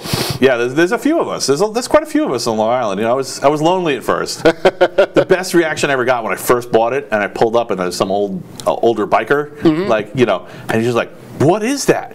What is that?" He just said that for 10 minutes. He just couldn't even comprehend that there was a new motorcycle company that he hadn't heard of. It just didn't, like, what? I'm like, it's American. He's like, what? It's Polaris, you know, the snowmobile company? What? Yeah, they've been trying. They've modernized the Indian motorcycles a lot. I think they're trying to win over the Victory people. Yeah. So trying to get them to come over. You know, like, we're sorry, we didn't mean to kill your favorite brand, but here's an Indian that looks a lot like a Victory. Right. And you know, it's the same people designing it, so it's tempting. But yeah, I don't know. When I was a kid, my mom told me I couldn't ride a motorcycle as long as I lived in her house. Then I got married, and my wife's like, "You cannot ride a motorcycle." You ride? No, I don't. Oh, okay. I've ridden a motorcycle twice. I rode a Harley, like a small Harley, which was really cool. And then I rode a Ninja, which scared the life out of me because you're like staring straight down at the ground. So you're going 5 miles an hour, but you feel like you're doing 90. So riding gave me a great experience. I was working with a Marine in tech. And, oh, wow. And he came to me and he just told me this story about how his one experience with a motorcycle was a sport bike, and he got on the sport bike and he put a full helmet on. You know, when you put a full helmet on, it just completely shields you from the world. And right. You really don't. I love half helmets because I feel the wind on my face. You know, it's like reminding you, like, you're a bag of meat flying over concrete at 70 miles an hour. Right. You put that full helmet on, you're like, you're just gliding. You're like, I'm in Tron, you know. And like, he had that experience, and he got in his driveway, and he was so nervous about what he had just experienced. You know, he's a macho guy. He went through with it. The bike fell over in the driveway. Oh my God. And he just turned to me. He's like, I don't know how you do it. I'm like, that guy's a Marine. He's telling me he doesn't know how to do it. I must be pretty awesome. Right. No, I'm not awesome. Don't kill me, please. Marines are awesome. But yeah, I was they're scary, man. Sport bikes are crazy. Yeah, it's so easy to just slip up to 130 and not even know you're doing it. Yeah, and you see, you know, kids in traffic, they're like popping wheelies down Southern State, and then, you know. I heard a story direct from someone who died on a sport bike, and it was just a fluid leak. They did a wheelie. There was a leak. Their engine was leaking somewhere, and a little bit of oil leaked. Got on the back tire. Back tire got a little wobbly. They did a wheelie, and they were dead. Because they were 80 when they were doing it. You know. Wow. Yeah. So that's why, you know, I don't. You don't do wheelies? I have done wheelies, but not intentionally.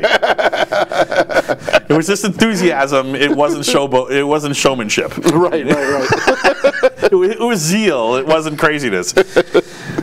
How do we get into motorcycles? I don't know. Whatever. It's all good.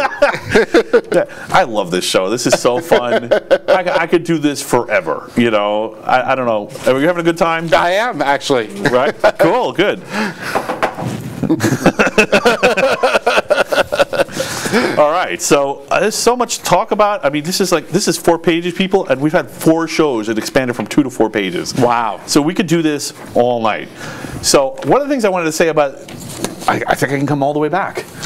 All the way back to this huge cliff, falling off the cliff tangent we went over. All the way back to tech with the Internet of Things. I think I can come back. Oh, right. So, no, my notes suck. I don't know what I was talking about. I was going to talk about the walled garden, and so I have a theory. So, and this is kind of like the weird thing. So, well, let's talk first about open source and Internet of Things.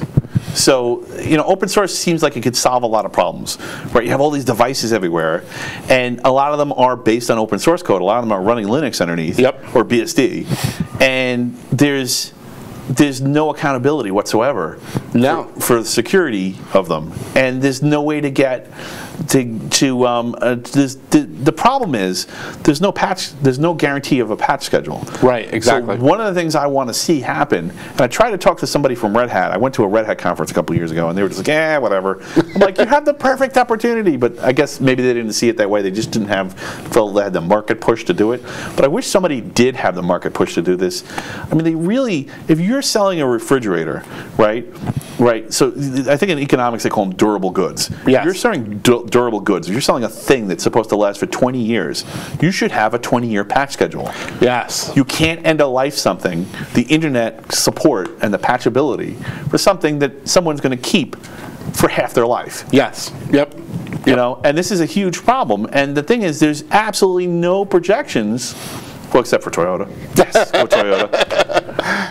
On what to expect, I mean, people restore cars from 20, 30, 40 years ago, and they just need the knowledge of how the thing works. Yes. If these black boxes cease to be supported by the manufacturers, and they might swear they're not going to do it, but that doesn't mean they won't, right? All it takes is a change of management, and the policy can change.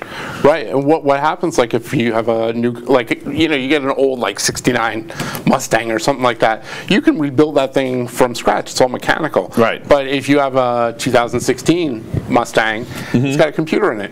Right. What am I going to do in 2050 when I can't buy that computer anymore? Right. So frequently what'll happen, so I don't know if do you do hot rods or anything? No. So I do, and so what'll happen is there'll be a manufacturer that'll have a platform, and they'll have their software, and they'll have a device, and they'll figure out the image that's on the car computer, just the car computer, not talking about the rest of the CAN bus, which could have its own problems. Right. But just the car computer, and they'll figure out how to either they'll sign a license agreement with the manufacturer, or they'll reverse engineer it and clean room it, and they'll figure out a workable way to flash new parameters into the computer system, to make the car run differently. So the problem is, guys will buy this stuff, right, and put it in their cars, myself included. Right. Fortunately, it's an old school car, so it just has the car computer, no other computers. Yep. And what if the support ends? What if a new requirement, let's say they change the law, and you have to be able to flash it back to a stock computer just to get to inspection, and then you can flash it back to whatever you want. Right. I mean, I don't think it'll be that benign if they ever go that route, but let's just imagine they did. You're screwed. I saw in Europe, I was reading online, I think today, in Europe they were saying in the next few years, cars are going to have to start having speed limiters in them so that you can't go over a certain speed, and they're going to start building infrastructure that will be able to talk to the car to tell it what speed you can't go over in Europe, and they say it's going to save millions of lives. If I could throw this table through that wall right now, I would. That is insane. It is. I mean, I don't know, if you're going to do the crime, do the time type thing, but if I want to drive 80 miles an hour, right. Well, aside from that, aside from the Autobahn problem where you're doing it for just pure joy, right. One of the reasons, I know you don't ride, but I can tell you this with authority, and I don't think anyone's going to disagree with me. If you ride a motorcycle, one of the reasons that people like to get motorcycles with big engines, even though they're heavier and harder to handle, is because if you have a nice, powerful, 60, 70, 80, 90 horsepower engine and not a lot of weight, if you get into trouble, you just blip the throttle and you're out of there. Right. Not anymore, I guess. Right. Right? You know, like, I mean, it doesn't happen very often, but it only has to kill you once and you're dead. Right, exactly, and it doesn't matter anymore. It doesn't matter anymore. If my speed limiter blocks me from getting out of one bad situation that gets me hurt or killed, right, that's the fault of the people with this brilliant idea. Yeah, I mean, look how the technology's helped with that 737 MAX 8 plane. Right. You know? No, I mean, like, I understand that there's, you know, like, I don't know. I'm kind of libertarian on this, so it's just. I understand that maybe why they put an absolute limit on sport bikes. So the example of motorcycles, sport bikes, they put a legal limit. You can't go more than 217, I think. Oh, okay. Because it was like in late 2000s as opposed to 2010s. You know, there was just this huge competition going on. Right. They were trying to come up with faster and faster and faster sport bikes, and you know, people get killed. Right. They just hit the throttle until it doesn't go anymore. Right. You know, and but on the other hand, I mean, I don't want to stop people from making their own crazy decisions, you know. You got to help Darwin out. Yeah. It's brutal, dude. Oh, it's brutal. But it's true. It is. Well, because, you know, like I've been to helmet-free states. I wear a helmet. I feel dorky, but I don't care. Yep. Because I don't want to crack my skull open. I don't fallen off my blame bike twice. It happens. Yep. You know, and sometimes it's completely beyond your control. Yeah. You know, sure, you can always go back and find a mistake you made, but, you know, sometimes it's just, you know, the circumstances are beyond your control, and if you have good gear, yeah. You know, but, like, it should be my choice. Yes. I don't agree with helmet laws. I think they're garbage. You know, maybe they should mock you at the DMV, like, look at no helmet guy. You know, make fun of you. Right. But, you know, like, I like peer pressure. I like social pressure, but you know, I don't know. I've seen, as a technocrat, came back around. As a technocrat, you understand the technical limitations of the thing that you're working with better Yes. than maybe somebody in the outside looking in. And yeah, maybe they had good guidance, and maybe they're well-intentioned, and maybe there aren't going to be any unforeseen consequences. But those are three big maybes. Right, exactly. You and know? you're asking government to do that. Right. Well, even if it's not government, even if it's a societal organization or government at any size, you know, whether it's a town or a Right. nation or the world, you know, it's just there's that huge disconnect between the doers and the talkers. Yes. You know. Yep. You know, and I hate taking the power away from the doers, because I feel like they're in the best at the ground at the work. You're in the best position to make the choice. I don't know. Is that right, or? Yeah, no, I agree. I think the more you can push further down, the better off you are. Because, you know, it's kind of like if you're in war, the grunt soldier is on the front line. He knows what's going on there. The guy that's in Washington has no idea. Well, the military is a weird case. Well, yeah. Yeah, because all war is secrecy. Right. Right. You know, all warfare is lies.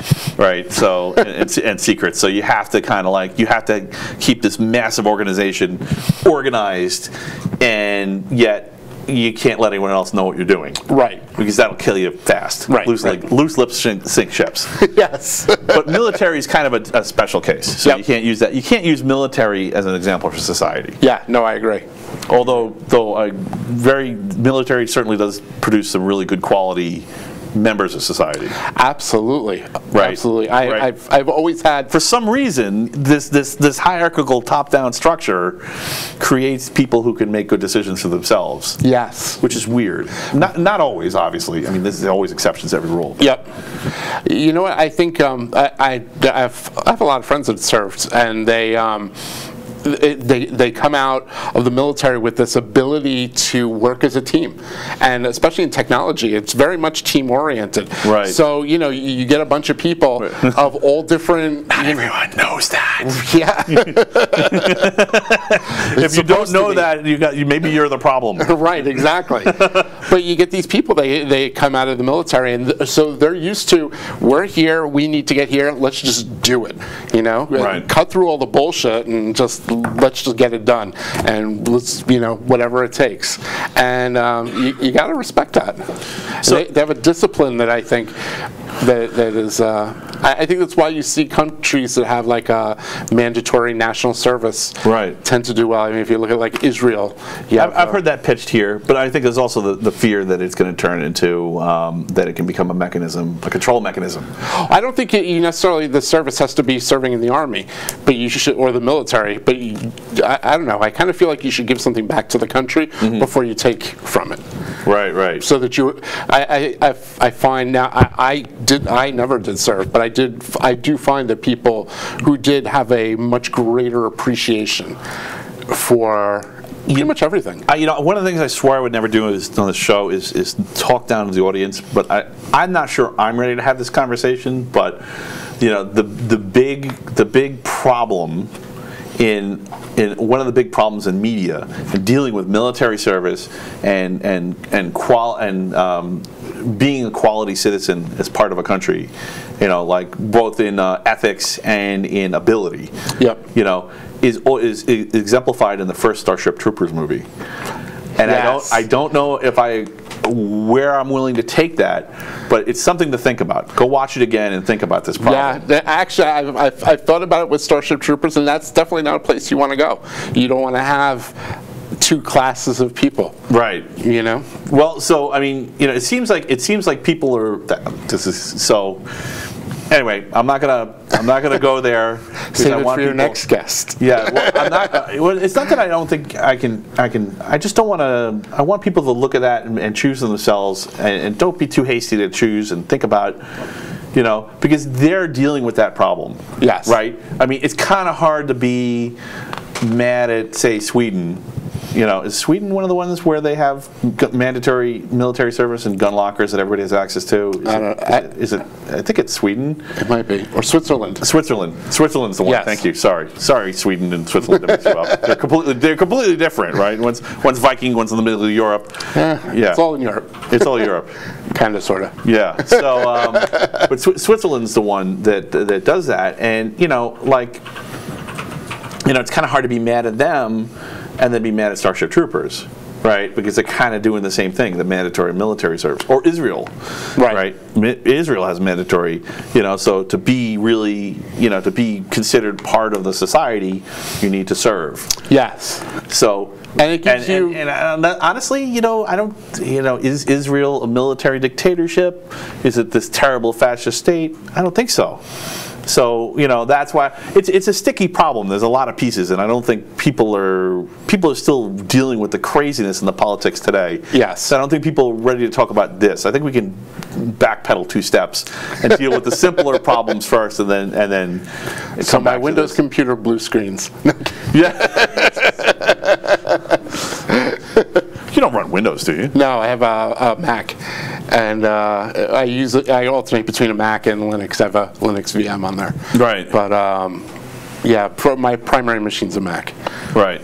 No, I'm not a huge Windows fan. Right. When did you stop? Were you always not a Windows fan, or?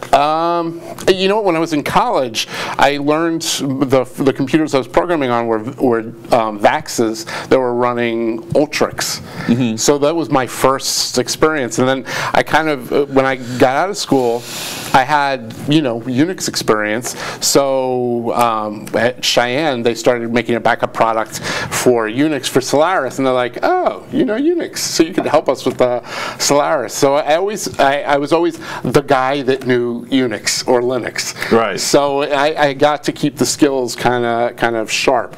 And when Apple switched over to OS X, I wasn't one of the early adopters. Cheer when that happened? Yes, I was very happy. But I wasn't an early adopter, but I definitely came along and I was like, all right, this is good. Yeah. I can just open up a bash shell and I can get right at it, I didn't know you were into Apple.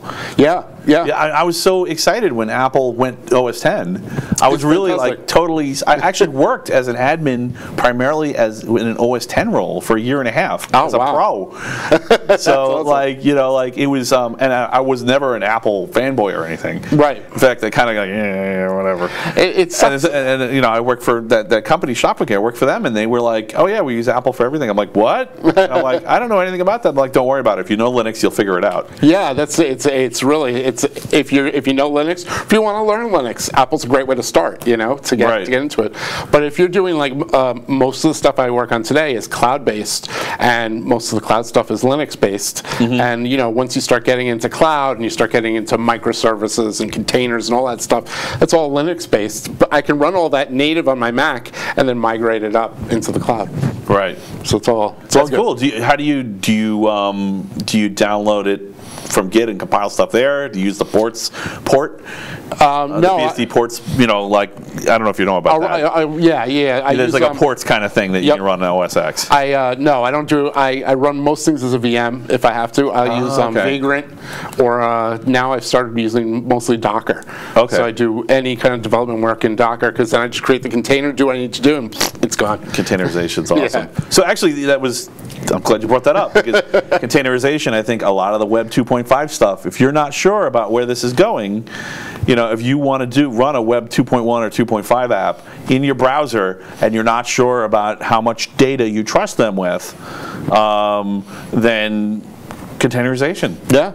I was thinking about, I just thought about that today for the first time. I'm like, yeah, this is where user-based containerization, Web 2.5 is where user-based containerization comes in, because then you can have a thing that just peeks over the wall. Like, let's say that piece of software I was talking about, let's say you didn't trust it. Right. Fine, just containerize it. Yeah, blow it up, see what happens. Right, and then you're just, sure, it knows your shopping habits, but it doesn't know your bank password, it doesn't know exactly. It doesn't know what you're looking at on YouTube, you know, it's just what you just use that container for shopping so that you can get the discounts and whatnot. And they get some data, but they don't get, you know, the keys to your family legacy. Exactly. You don't get everything.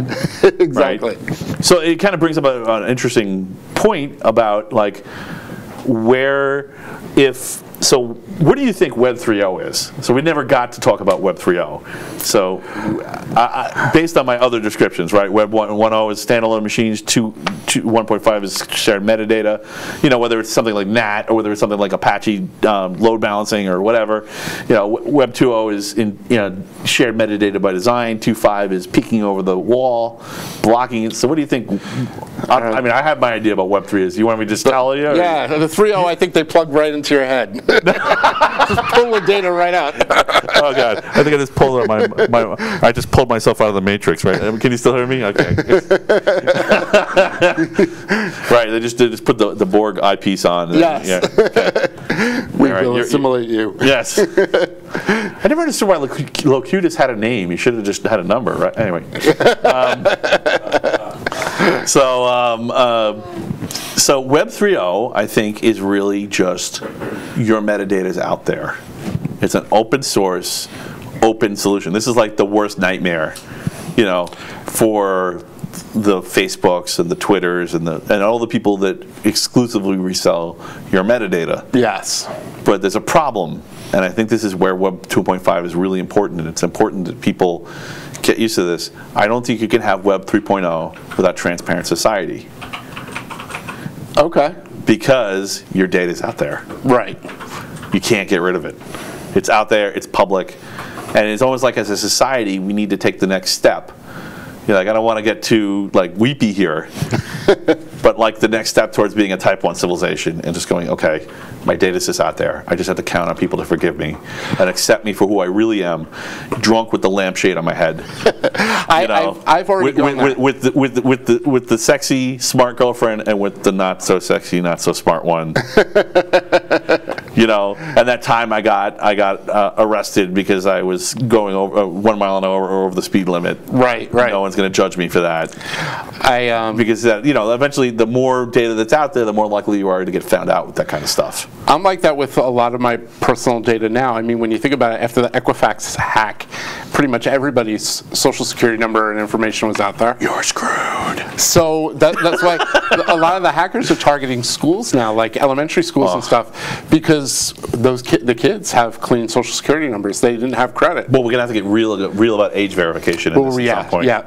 We're very much not. You know, I mean, I do it with my kids too. I'm like, yes, just click yes. Just you want to play the game, just click yes. You're 18. I totally agree with you. I think at some point you can't hold somebody accountable for the stupid thing they did, like when they were 16. You know, I'm 50 now. Don't don't judge me based on what I did when I was 18 years old. I'm not that person anymore. Yeah. Not that I did horrendous things, but I did things that every 18-year-old boy does, you know? Right. And none of them were illegal or anything like that. And I did illegal stuff. Well, I'm gonna say. Yeah, I'm not gonna tell you what. But I did some illegal stuff. But you know, I think you know there has to be like a statute of limitations. You need to be allowed to grow, and you need to be allowed to make mistakes. Right. And you know, and you can't really be a human. Right. Exactly. You can't be human if you don't make mistakes. I'm sorry. I really think that's part of the human condition. I agree. I think it's really tough when people go back in time and they're like, hey, you know, this famous person shouldn't host some award show because 10 years ago he said something that at the time was socially acceptable. We heard they took James Gunn back. What? They took James Gunn back. Now he's back on. Oh, really? Yeah, on Guardians. Okay. Yeah, he's doing Guardians 3 again.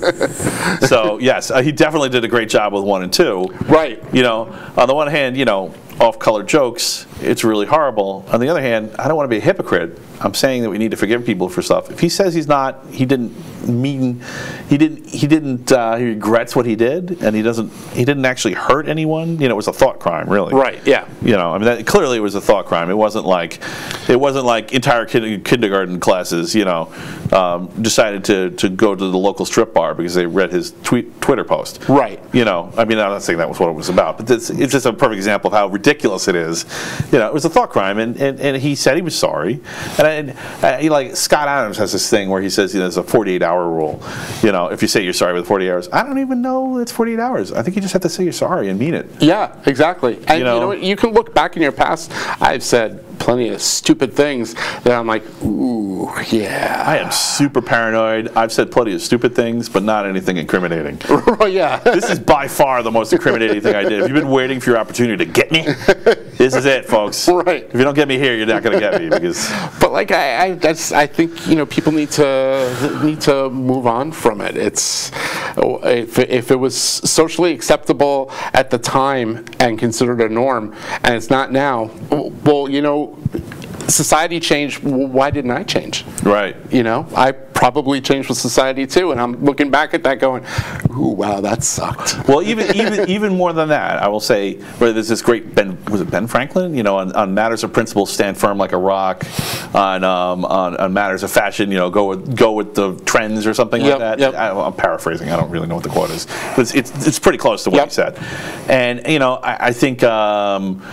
You know, I think even on matters of principle, you could be wrong. I think it's acceptable to be wrong, and you can be like, "Yeah, that was dumb." Yeah, and I regret it because you know, I think when you have those really dumb moments, like that really terrible thing. I mean, I have a few of those that shape who I am now and why I try to be careful with people and care about them. Yes, because absolutely. I still regret them years and years and years and years later because I hurt someone and I went, "That was dumb. I can't believe I did that." Yep, absolutely. Or I said something terrible to someone, or I did something terrible, and I saw the consequences. And then I extrapolated to that book I was reading about the Holocaust, and I could see how someone could get the wrong idea here. Right. You know, and just go with the flow and be like, yeah, right. Yeah, I'm on that team, yeah, because they're angry or upset or not thinking. Right. Or they just might not be educated enough, especially when it comes to things like hate. Because it usually comes from ignorance. You know what? If you can't carry your own flag, you end up carrying someone else's. Yes, absolutely. That's the problem. And you know what? The problem with people who are carrying someone else's flag, they never look at it. Yep. They never look at it and see what it really means. Yep. You know, you got to carry your own flag. And you have to have some level. You have to have the room to. Yes. You have to have some sort of level of, you know, just knowledge and education. I don't mean like school education. No, I mean like, you know, like indoctrination. Yeah, no. Just to not be afraid of people who are different from you. Embrace that, because that's what makes life interesting. Yeah. I mean, chocolate ice cream is great, but every once in a while you want strawberry. Right. Right. Or not embrace it until you're ready. That's also important too. Right. Yes. Yeah. Because this is like this huge thing where you have to know everything about everyone. There's like this kind of social movement, and that's crazy. And that's part of the reason that this craziness is happening, where it's turning into witch hunts, because people are carrying someone else's flag. This idea that you need to know everything about everyone, And you can't. It's a silly idea. It really is. And I mean, we have to work through. I mean, it seems like weird. Like, why would he talk about this on the Technocrat Live? What the heck is he doing here? And because part of the reason is because this stuff's in the way of Web 3.0. Yeah. I really think we need to get privacy needs to die. And I'm not saying totally. There'll always be some kind of privacy, but I think, for me, privacy is tied to property. So I think that property is a fundamental human right, and that privacy actually comes from that. And I'm not saying you have a right to any property at any time. There's a commons too. There's definitely a commons. I'm not saying there isn't a commons, but there were a common property where everyone needs to benefit. You can't. I own the ocean and I'm going to overfish it until everything's dead. Right. That's crazy. But at the same time, you have a right to some kind of property because it gives you some control of yourself. And I think on your property, you have a right to privacy. Yes. Yeah. But when you go out in public, when you're in the commons, that's the freaking commons, man. Yeah. And we as a society need to accept that, or we're going to be trapped in Facebook forever. Yes. Sorry, Facebook. I hate to make them the bad guy. They're not the only bad guy. And actually, lots of good things have come from it. I mean, the socialization of the network there is amazing. Yes. But the problem is that sometimes Facebook turns it into a casino. And it's not just them. All social media does it. I mean, even just the likes on a YouTube video, it's a casino. Ching. Yep. And people forget if it's free, then you are the product. Right. Right. And I'm okay with that. I am too. I just want to cut. And I want my cut. Where's my cut? I want to be. You're getting the service, but you have to go into it knowing that. Like when you use Facebook and people are like, "Oh my God, they're selling my data." What did you think they were doing? How did you think they were making money? So one of the reasons I think that we got to the situation originally, so I had a kind of, so I never promised to not grow in the show. I knew that I was going to have these conversations and we were going to just explore and go off the deep end. And really, so I think I've actually grown just in the 4 weeks I've been doing the show. On the 4th episode, I've grown a little bit. And I used to think it was this conspiracy theory where the big media companies were hiring up the open source people to stop them from building competing products, like this Elastic thing you were talking about with Amazon and Netflix and Expedia. Like if we hire these guys, because I worked for a company that tried this in the late 90s. I was a sysadmin hired gun, and they were trying to hire all the sysadmins so they could charge whatever price they wanted. Okay. So most of the time we're just sitting around. That was the interest. And my wife was so mad. She's like, "How do you get to just sit around and get paid for it?" I'm like, "It's awesome." But I didn't just sit around. I studied and I learned. But I'm sure everyone didn't. Right. But I like the code and stuff. Anyway, sorry. So. I think originally I was thinking like maybe that's why there's no Web 2.5 or Web 3.0 alternative technologies coming out, because all these guys are being hired up, and even if it's your free time to work on open source stuff at a big tech company, you're like, you still gotta produce something at some point. They're gonna say, "What are you doing?" Because they're going to want to see if you're growing. Right. That's the pitch. Who knows if it's true, but that's the pitch. Right. Right. And I was afraid that maybe they were stomping on the stuff that was interesting that could actually create an undermining case, like with Elastic. I said, "I'm so glad you brought this to the table. Thank you for bringing this up. This is definitely going on my list. It has to be 6 pages. It's going to be completely unreadable. I'm going to have to start over." But now I'm beginning to think that maybe it wasn't that at all, that they weren't trying to pollute the talent pool, because also you have this, like people can come into the talent pool from anywhere in the world. Right. I mean, there's no barriers to entry. So I don't think it's that. I think it's as a civilization, as a planet, as a species, we have to start dealing with, transparency, and not only transparency, but compassionate transparency. Compassion is what's missing today. I truly believe that and the ability to put yourself empathy. Right. Put yourself in somebody else's Well, everyone's got it, but something happened. Right. They're not using it. Right. They're not using it. They're staring at that flag they're carrying. Right. They're not talking to the person in front of them. Exactly. They're going to stop staring at the flag. And I think we need to stop labeling people. You know, this person is liberal, this person's conservative, this person's a redneck, that person's a fascist, whatever. This person's a potted plant. Right, exactly. Sorry. You know, just...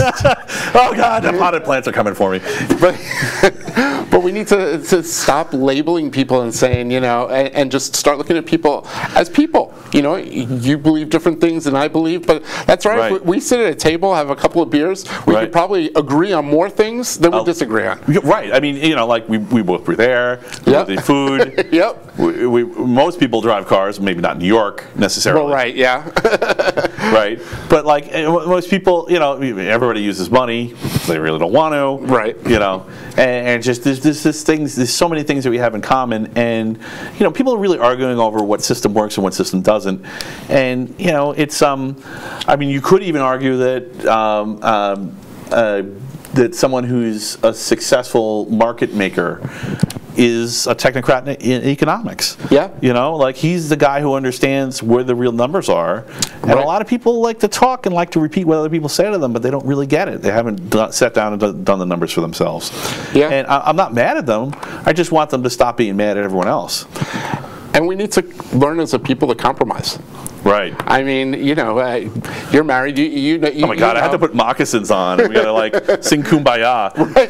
But like, I mean, and compromise is not like, you know, it's always going to be 50-50. Sometimes it's 90-10. Sometimes it's 100-0. Right. But it should average out to somewhere around 50-50. I guess that's part of it, right? You have to be willing to acknowledge you're wrong, and I feel like that's why it was important to me.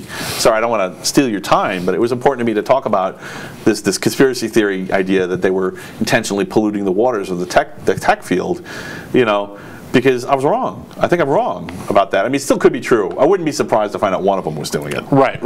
It's like that kind of that military thing where there's a vacuum, you got to fill it. Yep. Or you're not doing everything you can. There's a fiduciary duty for the shareholders to maximize profits, and if it's cheaper to hire up all the good help and pollute them with non-disclosure agreements and non-competes, then you know you got to do it. Right. So, but at the same time, that's not really the problem, because you can always grow. You know, people are driven to fix it. I mean, I really see a lot of people out there that are really they're frustrated at the miscommunication and the walled gardens and the problems with people just fighting over ridiculous stuff, just yelling at each other, and they want to fix it, and they see tech as the way to leverage. They see tech as possible to leverage a solution. I agree. So, wow, how can we follow that? Is there anything that you wanted to talk about tonight? Anything in particular? No, nothing in particular. We've been kind of all over the place, which is great. We really have. It's been a great conversation. I don't even know what time it is. It's 10. Okay, we're doing all right. Yeah, we can go a little longer. How about you? You said... You okay? Yeah. Well, yeah. I'm good. I'm good. You don't look glassy-eyed? Nope. Do I look glassy-eyed? Nope. Yes. I always look glassy-eyed. Hey, one more thing. I'm gonna put the pirate. If I'm gonna rock like that, I gotta put the pirate hat on. All right. So we talked about B-sides, right? We're talking about your pen tester friends. By the way, I would, if you know anyone who wants to be on the show, I would love to have them on. I will definitely hook you up. And let me know if you want to be on the show. If you feel like I've slighted you, you totally got the wrong idea, let me know, because I probably want to have you on. It's going to be a while. We've got some people in the queue, but yeah, I mean, I'm into it. So come be on the show and let's be smart at each other and flap our meat flaps. So let's see. We talked about IBM. We talked about. Well, you know what we didn't talk about? We didn't talk about SRE. So what do you think about? Tell me about SRE. Can you explain what SRE is to the audience? SRE is. You did a great talk on this on our user group. Oh, thank you.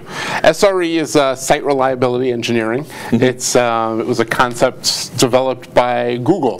They felt that, you know, the whole DevOps and Agile development process didn't really get us to where we needed to be. It still was kind of siloed. You still had developers, you still had operations people, and you're always going to have that sort of conflict because they have different priorities. Developers are looking to develop their code and push it into production. Operations people are looking to always have the systems up and running. And the best way to do that is to have no change. So you have one group that wants to change every day, and you have another group that never wants to change. So the goal is the goal is contrary to other goals, essentially. Basically, yes. It's poor goal making. Yes. Yeah. Okay. So, and that's what SRE really goes about. What Google found was they had a bunch of developers that actually had a lot of operational experience or operational aptitude. So they said, well, what? Sorry, that sounds like technical bubble. They had developers that actually understood how the systems worked underneath. They didn't just understand the code, they understood the underneath piece. So they took those people and they said... so they took the people out of the whole pool of employed people. And they said, picked them out. Okay, got it. You guys are the bridge. You're half developer, half operations. And what they found were these people started developing systems in code to control the operation, because they didn't want to do all the mundane things. You know, they didn't want to create users and clear disk space and monitor backups. They automated all that crap. Right. And they kind of they lived in a world of freedom. Right. Sorry, the best is when you do that and nobody knows you did it. You're just like, yeah, I'm working really hard. Yeah. This is you gave me this terrible, difficult task.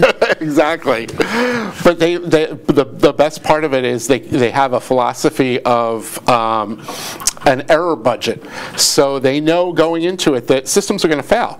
It's going to happen. An error budget? An error budget. So, or failure budget. Right. So we're going to say your system. I need a big failure budget. Well, if I'm writing the code, I need a very big failure budget. Maybe everybody does, right? But so how do you decide how big the failure budget should be? Well, it's whatever percentage that you as a business come up with. So let's say you're allowed to have 20 minutes of downtime. So you try something. Right. Okay. So let's say your piece of the pie is allowed to have 20 minutes of downtime every month. So your developers keep pushing new changes. When they get to that 20 minutes of downtime, because they've written bad code, they can't push any more changes. That's it. They've used up their budget until next month. So there's no arguing, oh, this has to go. I have a budget like that. My wife makes sure I use up all my words when I'm here. I'm doing great, by the way. You're totally challenging me, so keep going. The error budget, yeah. So you get the error budget, and then they also have a concept of blameless postmortems. Right. So I mean, you've worked on the operations side. It's kind of like what we were talking about before. Yeah. With just society as a whole needs to get more blameless. Exactly. Or less blamey. Yes. Yes. So your system fails, you have a postmortem because you want to figure out why did it fail. Well, when I first started my career, it was the system guys would go, it was the network. The network guys would go, it was security. Security would go, no, it was the systems. and somebody had to be the fall guy. In the end, it was somebody's fault. And usually the guy that wasn't at the meeting, it was his fault. Right, of course. Nice. So with a blameless postmortem, you say, here's what broke. Here's what we can do to prevent it from breaking again. So what happens when someone tries to blame? Do they throw an eraser at him or something? Or yeah, they get hit him with a newspaper. They get thrown off the island. Get thrown there. Exactly. At least a minute or two of falling noise.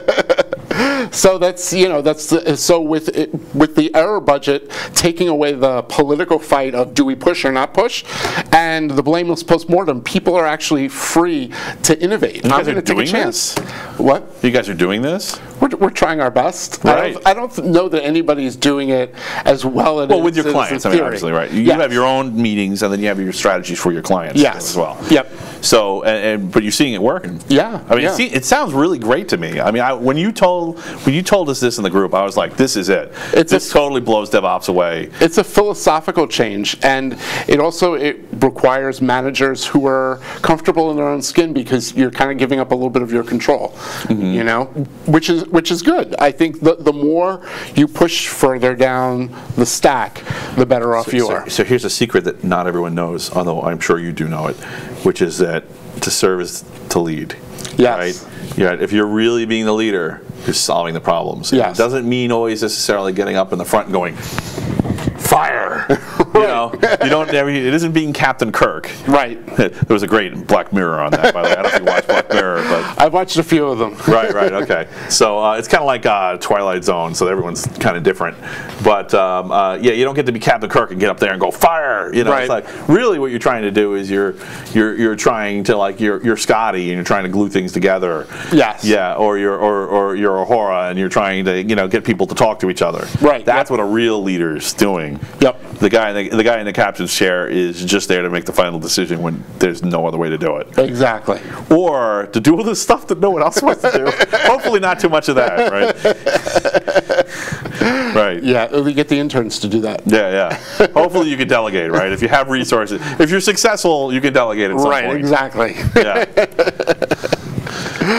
So, okay, well, that's a great explanation. So you guys are happy with the results, or is it still a work in progress? It's a work in progress. Is there anyone out there going, this is terrible, we can't use this anymore, it's a disaster, we shouldn't have done this? Not that I know of. I mean, a lot of big companies. I don't think so either. Facebook is moving this direction. Google obviously embraced it. LinkedIn uses it. So I So think Google is not always evil, huh? All right. So they're evil but smart. Right, exactly. Okay. Yeah, I'm undecided on Google. Right. So I think they have their moments. Right. You know. Yeah, I think so too. I mean, they clearly have mucked. I don't like what they've done with their algorithms at all. I think there's a huge opportunity for another tech company. Like I know DuckDuckGo sucks up the stuff that other search engines do. I think it's a huge opportunity for someone to just rewrite Google and not mess with it. Right. Just let it go. I just let it go for the same reason that there's opportunities with the other social media companies. Yep, I agree. I used to get much better Linux. Not even talking politics or society or what I believe or what I think, right or wrong. Just talking tech. I don't get nearly as good Linux tips as I used to. Right. Yep. You know, I just I can usually find the answer, but I have to search harder for it now. Yep. And so whatever they've done, they've managed to, I think they're focusing more on accredited institutions. Yes. We're talking SEO right now, search engine optimization. And they just I think they're doing that because there were just so many tricks and there was so much money at stake when you trick Google.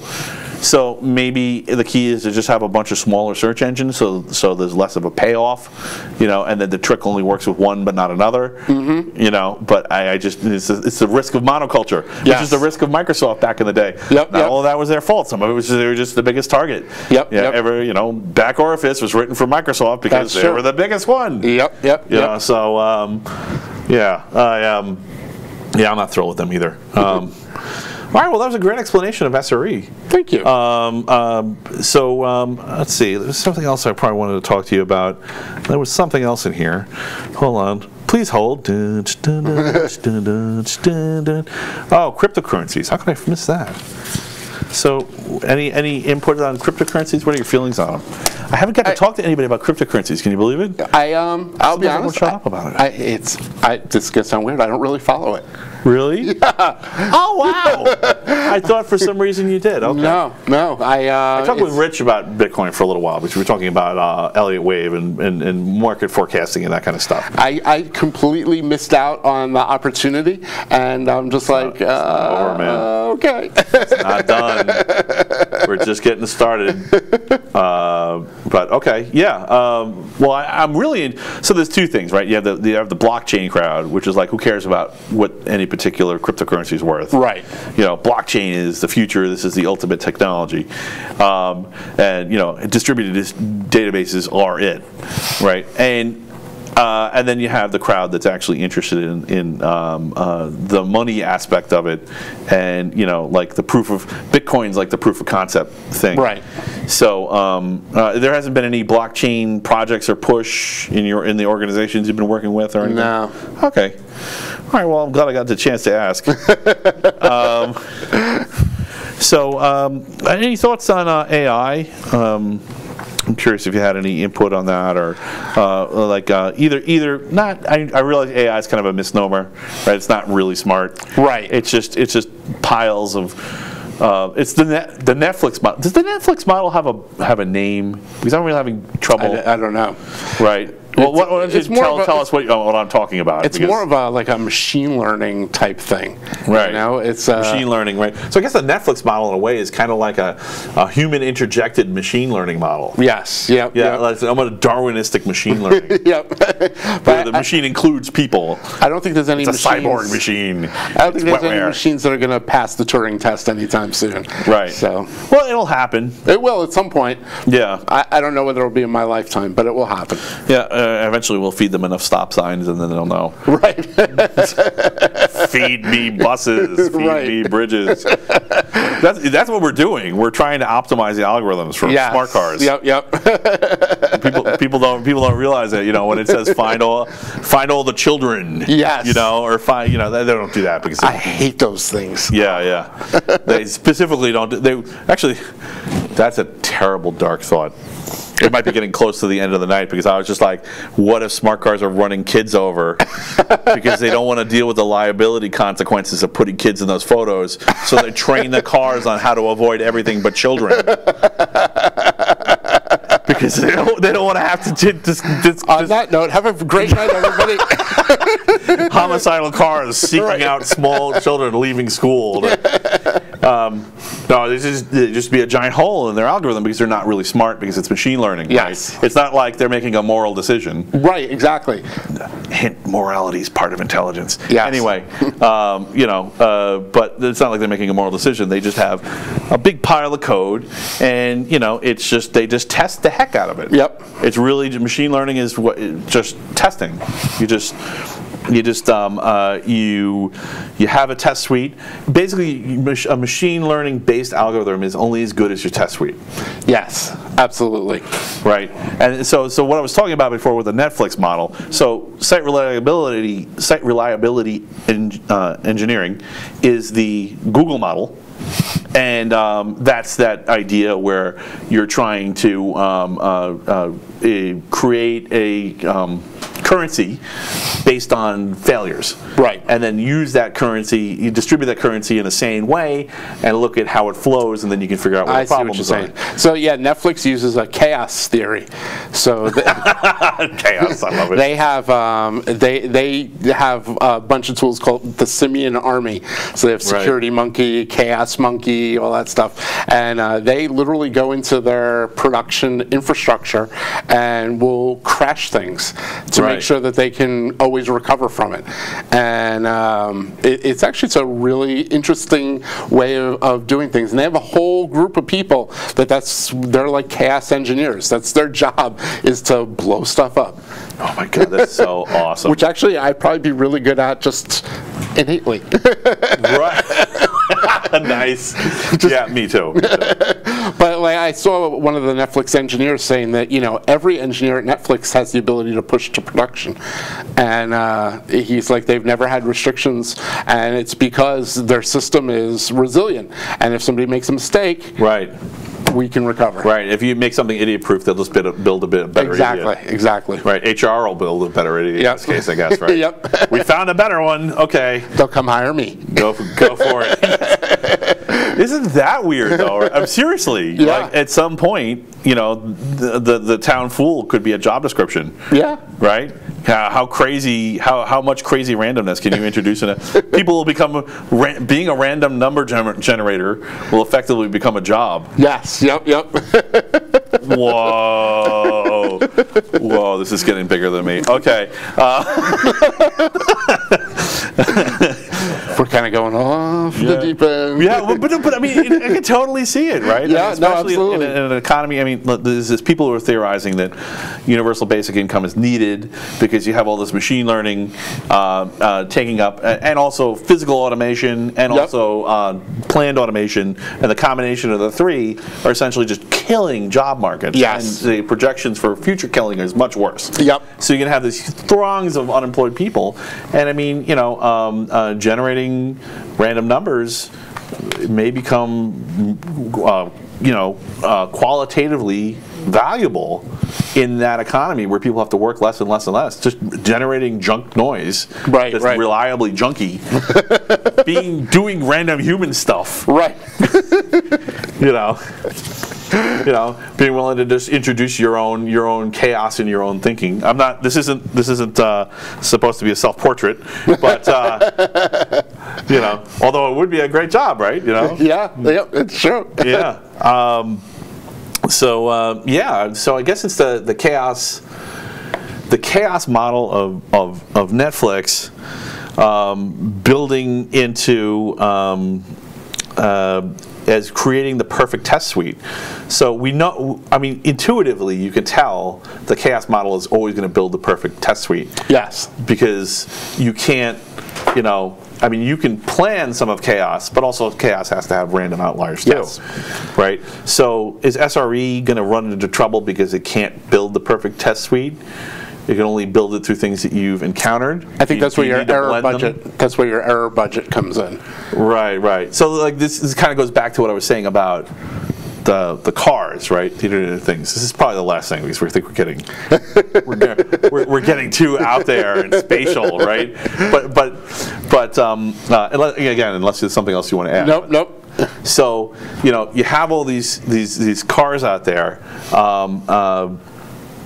that could be hacked theoretically, right? Once you've hacked a make and model, you own that whole make and model, and you could perform a terrorist attack against an entire country, right? Sure. What do the police fleets use in that city? Let's shut that whole fleet down. Right. So, let's start running over people. Let's start running over people, right? The easiest hack would be to shut them down. Right. Yep. Because there's already code in there to do that. You just have to exploit the telematics unit, and you got it. Yep. Because you can you can just flood the network in the CAN bus. This is how they did it. This was, by the way, all that testing was funded by DARPA, by the way. So this is something the government's worried about. The private sector not handling. Yes. And what DARPA is really saying is, you guys are good at planning regular problems. This is the kind of thing that happens to us all the time, which is the kind of thing that SRE would be good at. Yes. Right? But when it comes to random or extraneous events, stuff outside the periphery, the edge cases, you're not good at handling this, and that's what the Netflix model is good at handling. So maybe it has to be some kind of blend of the two. Introduce one once in a while and say, okay, we're going to have a bad day. Yes. Declare a bad day. Okay, we're going to have if the currency is downtime, then you have a jubilee, right? Because you have debt, right? Of course, everybody owes everybody. And sure, the meetings are blameless, but the people aren't. Right. Yep. Right. You can be just constantly blowing it. Have a debt jubilee and let the crazy guy who just blows everything just go to town. Right. Of course, have reversibility on deck. Right. Whoa, yeah. And try to isolate it. Don't. But yeah, what do you think of that? I think that's definitely. What should we call it? See? Yeah, this problem again. What the heck do you call this idea? Carry. Carry? Like the car? Yeah, there we go. Oh, there you go. That's perfect. And there you have it, folks. Carry is born. Joe, thank you so much for being on the show. Thank you for having me. It was fantastic. Do you really want to come back? Yeah, absolutely. And send more people our way. Both I definitely will. Thank you so much. Excellent. Thank you so much. Thank you so much. Thanks, guys, for all you do. I appreciate it. Thank you.